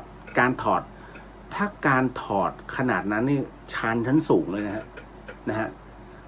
ซึ่งมันต้องมีผู้ควบคุมนะฮะแต่อันนี้ผมเลยไม่มั่นใจก็เลยไม่สามารถที่จะให้คำตอบตรงนี้ได้ เคยนั่งถึงไหมไม่ตอบอะ มันพูดไม่ได้นะครับอันนี้ให้ไปถามครูบาอาจารย์สายกรรมฐานถามพระอาจารย์คเชนก็ได้ครับนะฮะพระอาจารย์คเชนเก่งครับผมต่อมาเรื่องราวคุณมูนาบอกว่าเป็นการแยกรูปแยกนามค่ะถามผู้รู้ดีกว่านะฮะบ่าวน้อยเดี๋ยวนะผมอยู่นี่พี่มีเทคนิคอะไรบ้างครับที่จะบอกกับศพไม่ให้เขายึดติดกับกายสังขารที่เสียไปบ้างครับเพราะว่าผมเคยไปเก็บศพเก็บแต่ศพตัวเล็กนิดเดียวนะฮะแต่ยก4 คนไม่ขึ้นเลยจนต้องรอญาติจากลำปางมาเชิญจึงจะยกขึ้น คืออย่างนี้จริงๆแล้วตั้งนะโม3 จบนะครับแล้วขออนุญาตเจ้าที่เจ้าทางบริเวณรอบๆทั้งหมดทั้งมวลบอกว่าขอให้ปล่อยวิญญาณดวงนี้ที่นอนอยู่ตรงนี้ด้วยเถิดเพราะเขาต้องกลับบ้านผมมีหน้าที่ต้องนำร่างเขากลับบ้านเดี๋ยวครูฟังครับสิ่งที่ น้องเขาพูดถึงผมเคยเจออยู่2 ครั้งก็คือว่าคือผมว่าเป็นอดีตร่วมกตัญญูนานมากแล้วเคย ในอดีตห้างแห่งหนึ่งรายการของกรุงเทพมหานครผมไม่พูดนะห้างไหนมีแรงงานต่างด้าวเคยผูกคอตายแล้ว ตอนที่ปลดศพออกมาเนี่ยเพื่อรอผอ.เพราะตอนนั้นพิสูจน์หลักฐานเนี่ยมานะหลังจากนั้นเสร็จปุ๊บเนี่ยจะยกกัน6 คนเนี่ยยกไม่ขึ้นยกไม่ขยับเลยนะฮะก็เลยมีพี่คนหนึ่ง บอกว่าโอ้ขอท่านเจ้าที่อยู่ตรงเนี้ยนะฮะขอเถอะพวกผมต้องทำงานกันแล้วอย่างหนึ่งก็คือปลดปล่อยวิญญาณเขาหน่อยนะฮะอย่ายึดเขาไว้เลยนะฮะและที่สำคัญก็คือว่าถ้าหากวิญญาณเองยังไม่อยากไปไหนก็ขอให้วางอุเบกขาปล่อยวางเถอะเพราะตอนนี้ท่านอยู่อีกภพภูมิหนึ่งแล้วนะฮะดังนั้นในวันนี้ขออนุญาตปฏิบัติหน้าที่เท่านั้นเลยฮะเดี๋ยวแล้วลองดูปฏิกิริยาแล้วเดี๋ยวมันจะยกขึ้นเองเพราะณตอนนั้นเนี่ยที่พูดกันน่ะยกขึ้นจริงๆนะฮะตอนนั้นใช้แค่2 คนยกเลยจาก6 นะ 6 คนนี้ยังไม่ไหวนะฮะและผมถึงได้บอกว่าสังเกตไหมฮะคนที่ตายแล้วตัวเล็กๆเลยน้ำหนักตอนที่ชั่งน้ำหนักครั้งสุดท้ายเนี่ย50 กว่าตอนเสียชีวิตแต่พอเสียชีวิตปุ๊บยกไม่ขึ้นยกนี่ต้องใช้ประมาณ3-4 คนถึงจะยกไม่เชื่อลองดูในการแบกโลงดูฮะตอนยังมีชีวิตอยู่โอ้ยปุ๊บสบายมากแล้วยกตั้งสบายแต่พอตายปุ๊บยกไงก็ยกไม่ขึ้นธาตุทั้ง4มารวมกันนะฮะแล้วนี่คือสิ่งมันเป็นการรวมธาตุทั้งหมดที่อยู่ในตัวแล้วมันเหลือแต่ธาตุดินที่หนักที่สุดนะตรงนั้นนั่นเองเนี่ยฮะมันหนักมากยกมือ1 ครั้งนะฮะขออนุญาตครับจะเคลื่อนแล้วครับไปเลยครับไปเลยฮะนั่นแหละผมถึงบอกว่าวันที่สาธุวันที่ยก ยกโลงของหลวงพี่ท่านนะฮะ หนักมากนะใช้คน10 กว่าคนฮะเพราะไม่ได้บอกผมเองก็ลืมวันนั้นแบบมันบอกแล้วว่าผ่านโลกมาแค่ไหนก็ตามแต่พอถึงช่วงเวลาที่ขนาดนั้นที่มันจำเป็นจะต้องใช้พระคาถาหรือว่าใช้ความรู้ของเราที่เป็นประสบการณ์มันตันหมดผมด้วยความเสียใจมันกลบทุกอย่างผมก็เล่นเลย ไปบอกหน้าศพเลยแล้วผมก็นำหน้าเลยฮะในการแบกแต่หนักมากหนักจนมือแบบล้าตอนนั้นผมไม่ได้รู้สึกอะไรแล้วนะมันรู้สึกหลังจากที่กลับมาถึงบ้านแล้วปวดมือมากเป็นเพราะว่าผมยกโลงหลวงพี่ท่านนะครับปกติแล้วแค่ขอเดี๋ยวก็ได้ นะฮะวันนั้นลืมจริงนะครับต่อมาคุณขวัญตาบอกว่าเคลียร์แล้วสบายใจมากค่ะขอบพระคุณนะคะไม่ยึดติดค่ะทำบุญไม่เคยคิดเสียดายนะครับ เพียงแต่ไม่อยากให้ผิดพลาดคอยจะระวังแต่บางครั้งก็มีหลงลืมไปบ้างคิดไว้แล้วล่ะว่าแต่ได้คุณเลียวมาแนะนำดีมากโมทนาสาธุคือ ผมเองก็ต้องบอกก่อนว่าผมช่วยได้ในระดับหนึ่งนะฮะกรณีบางกรณีอย่างเนี้ยอย่างในเรื่องของถ้าเป็นเรื่องของสมาธิหรือว่าอะไรก็ตามเนี่ย คือบางทีเราฝึกก็จริงแต่บางทีผมอาจจะไม่ถึงพวกท่านบางคนเก่งกว่าด้วยซ้ำผมไม่ใช่พวก X-Men ที่โหยแบบระดับนั้นไม่ใช่ ผมเป็นประเภทที่ระดับเอาตัวรอด รู้ในสิ่งที่เราต้องการแค่จะรู้แค่นั้นเลยนี่คือนิสัยผมนะฮะเพราะว่าอย่างที่ผมบอกอ่ะหลวงพี่ก็คงจะเล่าเรื่องผมให้หลายๆท่านได้ฟังอยู่แล้วนะครับก็จะมีแค่ผมแหละที่สามารถทำตรงนั้นได้เพียงแต่ว่าเราจะทำในเมื่อเราแน่ใจว่าเราจะทำให้ได้แค่นั้นแหละถ้าสมมติว่าเราไม่แน่ใจแล้วไปทำตรงนั้นเนี่ยมันจะตกตัวเราจะตกแล้วเดี๋ยวเราจะซวยก็จึงไม่ต้องทำอะไรมากมายแค่แนะนำนะฮะ ในสิ่งที่เราสามารถทำได้แนะนำได้นะครับ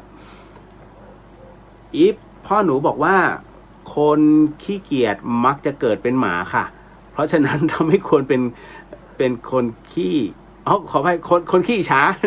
คนขี้อิจฉามักจะเกิดเป็นหมาค่ะเพราะฉะนั้นเราไม่ควรจะขี้อิจฉาค่ะจริงไม่จริงไม่รู้นะคะ โอ้น่ารักมากนะฮะต่อมาคุณจินุชานึกถึงอาชีเหมือนกันค่ะ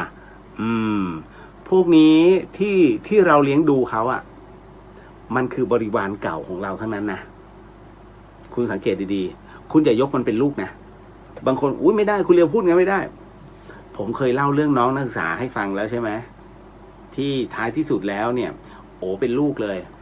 จิตสุดท้ายตอนที่เขารถไปชนเนี่ยตายทั้งลูกก็คือหมาแล้วก็ตายทั้งตัวเขาด้วยจิตที่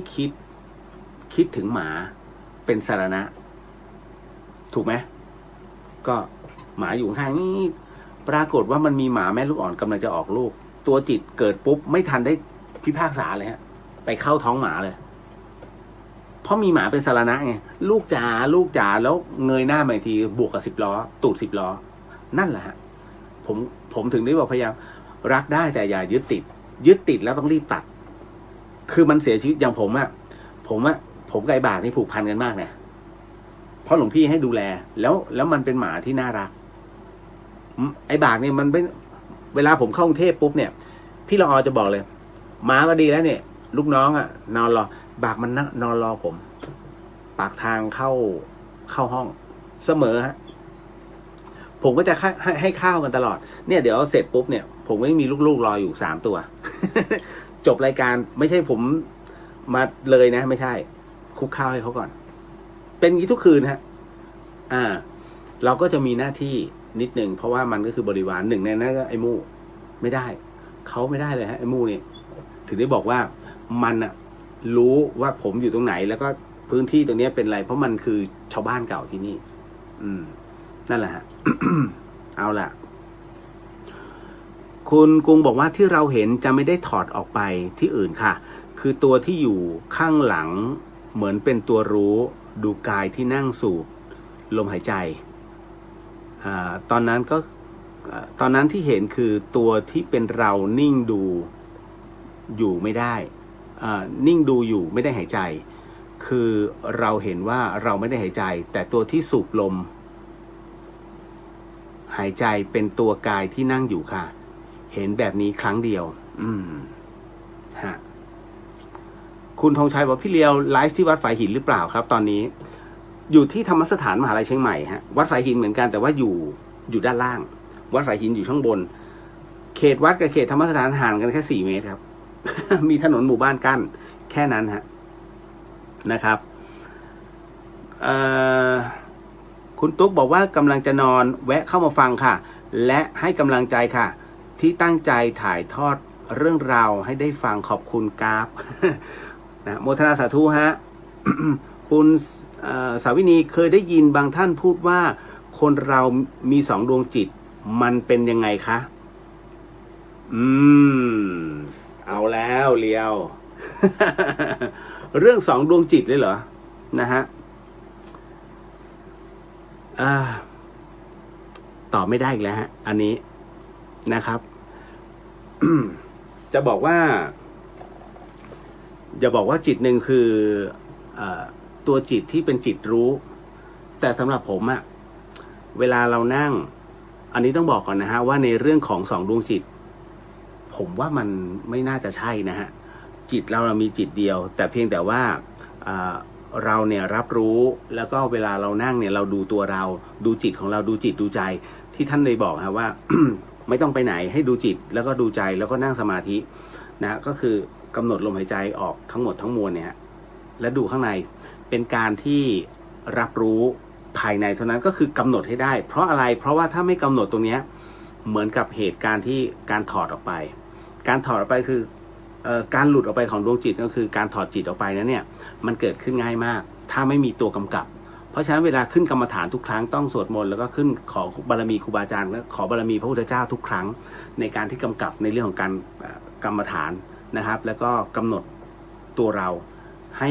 ห้มีสมดุลตรงนั้นเพราะไม่งั้นถ้ามันหลุดเลยแต่ถ้ามันหลุดแล้วเข้าออกเนี่ยมันก็คือตัวจิตของเรานี่แหละที่พยายามมันจะดึงออกให้ได้แต่ถ้ากำหนดลงให้ได้มันก็คือมันจะดูอยู่ข้างในอันนี้แค่รับรู้แค่นั้นนะฮะแต่ของภาวะอันอื่นเนี่ยยังไม่เคยเจอนั่นแหละฮะแต่ที่สองดวงจิตอย่างที่บอกเนี่ยผมก็ไม่เคยเจอนะเดี๋ยวผมขออนุญาตนะฮะพรุ่งนี้เดี๋ยวขออนุญาตเป็นผมจะจดไว้แล้วเดี๋ยวถามพระอาจารย์เรื่องตรงนี้นะครับส่วนอันนี้ก็เช่นกันขอติดไว้ก่อนผมบอกแล้วอันไหนที่ผมตอบไม่ได้ผมขอเป็นการบ้านแล้วเดี๋ยวพรุ่งนี้จะมาตอบให้ใช่ไม่ใช่ว่าอีกเรื่องหนึ่งเพราะว่านั่นคือจะเป็นคำตอบที่ครูบาอาจารย์ท่านส่งมาให้เพราะผมก็จะถามพระอาจารย์คาเชนั่นแหละ ไม่ใช่รูปใดรูปหนึ่งเลยนะเพราะว่าท่านจะสอนในเรื่องของพระกรรมฐานอยู่แล้วให้ผมเป็นธุระให้แล้วกันตรงนี้ติดไว้ก่อนนะขอบพระคุณมากๆเลยนี่แหละเอาล่ะมาถึงในเรื่องของ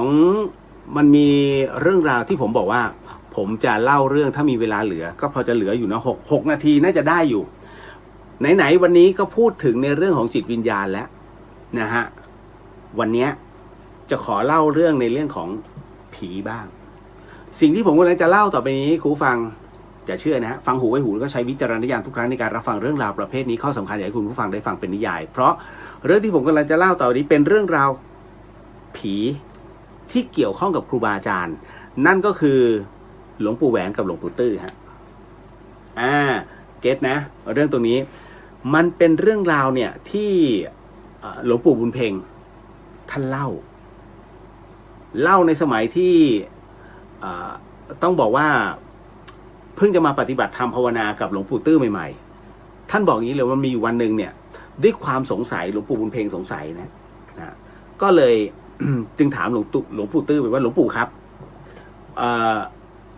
เรื่องผีเนี่ยมันมีจริงหรือเปล่าหลวงปู่บุญเพ็งถามหลวงปู่ตื้อนะหลวงปู่ตื้อก็ตอบว่ามีสิถ้าสงสัยนู่นไปถามท่านแหวน ว่าผีมีจริงไหม นะฮะหลวงปู่บุญเพ็งนั้นนะครับตอนนั้นเนี่ยก็เลย เข้าไปคุยกันนะทั้งสองรูปนะฮะปรากฏว่าก็ต้องบอกว่าวาสนาทางธรรมสำหรับสำคัญของหลวงปู่ตื้อต้องบอกหลวงปู่ตื้อเนี่ยเป็นพระที่มีฤทธิ์นะฮะหลวงปู่ตื้ออาจารยธรรมโมเนี่ยเก่งมากท่านรอบรู้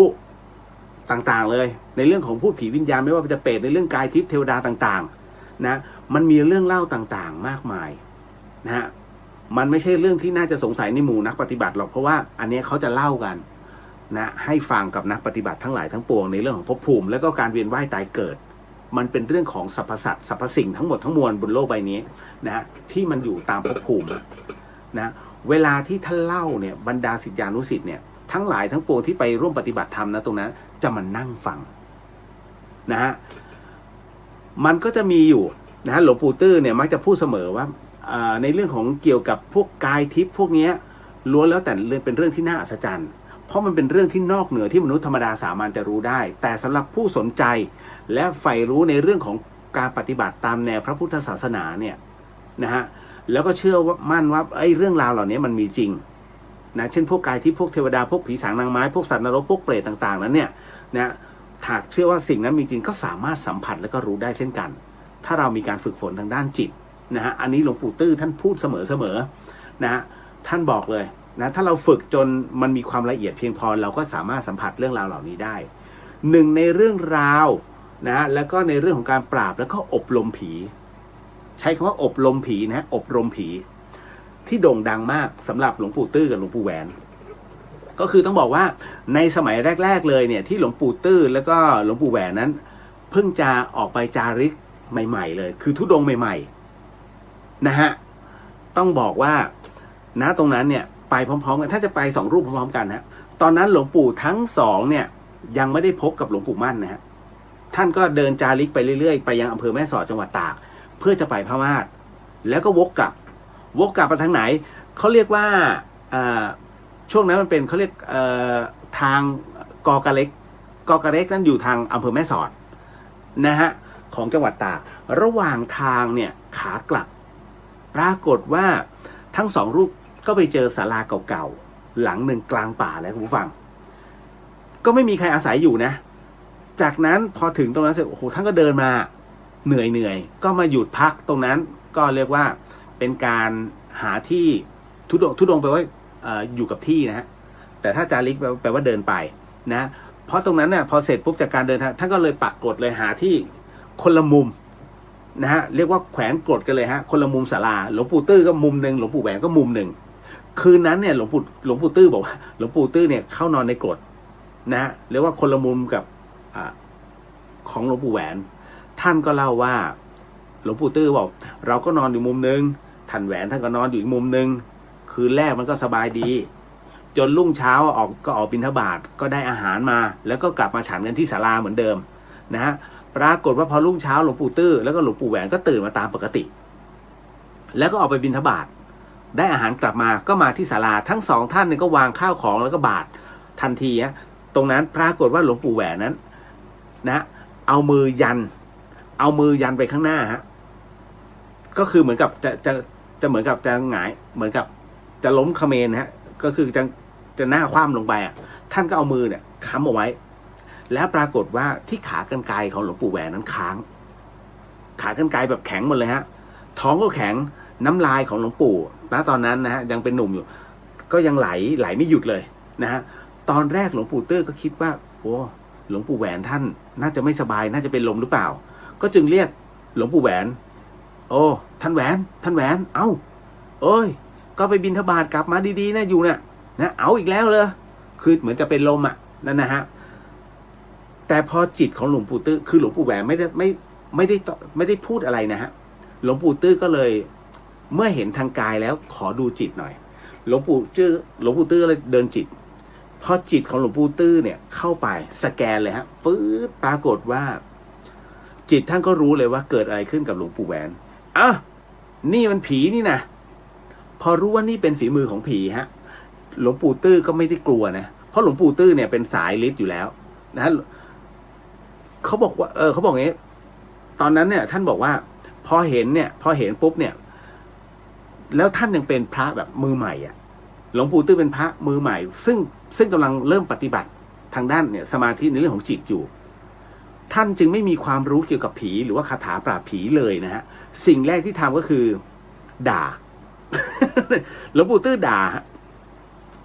ท่านด่าผีนะฮะเรียกว่าให้สำนึกเลยนะแต่ปรากฏว่าผีมันไม่กลัวคำด่านะฮะหลวงปู่ตื้อเห็นว่าผีมันไม่กลัวก็เลยหาอุบายใหม่ไปหยิบเอาใบไม้แห้งนะฮะแล้วก็มาก่อเป็นฟืนฮะมาก่อฟืนนะเป็นจุดไฟแล้วเอาดินแห้งๆก้อนโตๆนั้นมาเผาจนดินนั้นแดงครับคุณผู้ฟังแล้วจากนั้นหลวงปู่ตื้อก็บอกเลยว่าเอาไม้เนี่ยมาคีบเอาไม้มาคีบดินแล้วก็ทำเหมือนจะคีบนะแล้วก็หนีบไว้ยื่นเข้ามาพร้อมกับขู่ว่าเอาล่ะถ้าอีผีถ้ามึงไม่ออกจากร่างพระสงฆ์องค์เจ้าไม่เกรงกลัวบาปกรรมเราจะเผาให้ตายจริงๆนะถ้าหากไม่ไปนะจะเอาดุ้นฟืนที่ติดไฟแดงๆเนี่ยเผาซะนะผีมันไม่กลัวไฟไหม้ให้มันลุกไปสิระหว่างที่หลวงปู่ตื้อนั้นขู่ผีหลวงปู่ตื้อก็ยื่นดินเผาอันร้อนตรงนี้นะไปด้านหน้า ของผีซึ่งอยู่ในร่างของหลวงปู่แหวนนะฮะผีเจอพระนักเลงพูดจริงทำจริงหลวงปู่ตื้อเป็นแบบนั้นนะฮะด่าจริงเอาแล้วนะวันนี้ถ้าเจ้าไม่ออกไปข้าจะเอาตายแล้ววันเนี้ยให้มันรู้กันไปเลยเว้ยมันเล่นกับมันเล่นกับตาตื้อหรือไงเอาละพอเอื้อมดินเข้าไปจะจี้ลงที่หัวหลวงปู่ตื้อเอาดินแดงๆนะกำลังจะวางไว้ที่บนศีรษะของหลวงปู่แหวนตอนนั้นนะฮะกะจะวางจริงๆเลยฮะเท่านั้นแหละผีเพ่นออกจากร่างของหลวงปู่แหวนเลยฮะพอหลวงปู่แหวนท่านขยับรูปได้เนี่ยท่านก็บอกว่าบ้าอีผีนี่มันจะเอาตายจริงๆนะท่านตื้อวันนั้นพอฉันอาหารแล้วก็ล้างบาตรกันเรียบร้อยหลวงปู่แหวนเก็บกดเลยฮะ ถ้าหลวงปู่แหวนเก็บกดเก็บผ้าห่มนะฮะแล้วก็ทำการห่มผ้านะฮะแล้วก็ออกจาริกเดินต่อไปไม่ค้างต่อที่นั่นอีกเลยฮะนะแต่หลวงปู่ตื้อไม่ยอมไปนะฮะแล้วก็บอกหลวงปู่แหวนบอกท่านแหวนหลวงปู่ตื้อบอกแบบนั้นเสร็จปุ๊บนะฮะหลวงปู่แหวนก็เลยบอกว่าท่านตื้อจะอยู่ก็อยู่ไปเถอะผมไปก่อนนะ หลวงปู่แหวนหลวงปู่ตื้อก็เลยบอกเอาเถอะไปรอข้างหน้าเนอะนะฮะผมจะพิสูจน์กับผีมันสักหน่อยแล้วจะตามไปในคืนนั้นคุณผู้ฟังหลวงปู่ตื้อเตรียมตัวเลยฮะเตรียมตัวเจอไอ้ผีตอนนั้นท่านก็นั่งสวดมนต์ภาวนาจนจิตสงบปรากฏว่าจนเกิดความสว่างในจิตเมื่อจิตสว่างปรากฏผีขึ้นมาฮะจึงปรากฏนะให้เห็นเป็นผีผู้หญิงเนี่ยเดินเข้ามาหาท่านอย่างไม่เกรงกลัวพระหลวงปู่ตื้อจึงเพ่งจิตเข้าไปใส่ผีสาวตรงนั้นแล้วก็สั่งว่าหยุดไอ้นี่ไม่รู้จักพระสงฆ์เหรอนะรู้จักไหมพระสงฆ์ผู้มีศีลนะนี่เรามีศีลมีธรรมจริงๆเจ้าจะเอาอะไรเจ้ามาจากไหนเจ้าผีร้ายผีสาวตนนั้นเนี่ยนะฮะเลยบอกว่าสมัยก่อนเลยเล่าให้ฟังบอกว่าสมัยก่อนดินแดนนั้นเป็นชายแดนแถบนั้นแล้วรกร้างห่างไกลผู้คนโดยเฉพาะห่างไกลจากพระภิกษุสงฆ์พวกเขาส่วนใหญ่เนี่ยไม่รู้จักพระนะจริงๆบางที่ไม่รู้จักพระสงฆ์นะรู้จักแต่การนับถือผีตามธรรมเนียมผีสาวตนนั้นก็เลยตอบว่าใช่แล้วฉันเป็นผีตายท้องกลมลูกตายในท้องเขาเอามาฝังไว้ที่นี่หลวงปู่ตื้อก็เลยถามเพื่อให้แน่ใจเอ้าเจ้าใช่ไหมที่ทำพระสงฆ์ท่านผีสาวก็ตอบว่าใช่หลวงปู่ตื้อก็เลยบอกว่าท่านเลยสอนว่าแล้วทำไมนะแล้วไปทำท่านทำไมบาปกรรมรู้ไหมผีสาวก็บอกว่าดิฉันชอบพระสงฆ์รูปนั้นท่านสวยท่านหล่อดีฉันชอบท่านจะเอาพระรูปนั้นไปทำผัวหลวงปู่ตื้อเนี่ยฟังเช่นนั้นก็นึกในใจโอ้ท่านแหวนนี่มีเสน่ห์หลายเนาะ ผีจะเอาทำผัวนะเกือบมิล่ะ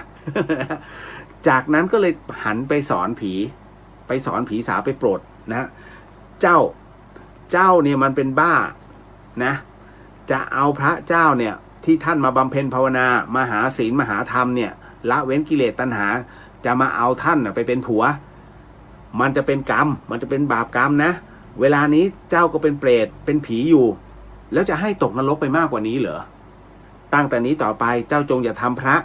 โดยเฉพาะอย่างยิ่งพระป่าพระธุดงค์นะเห็นท่านก็อนุโมทนาสงเคราะห์ท่านจะได้ไปเกิด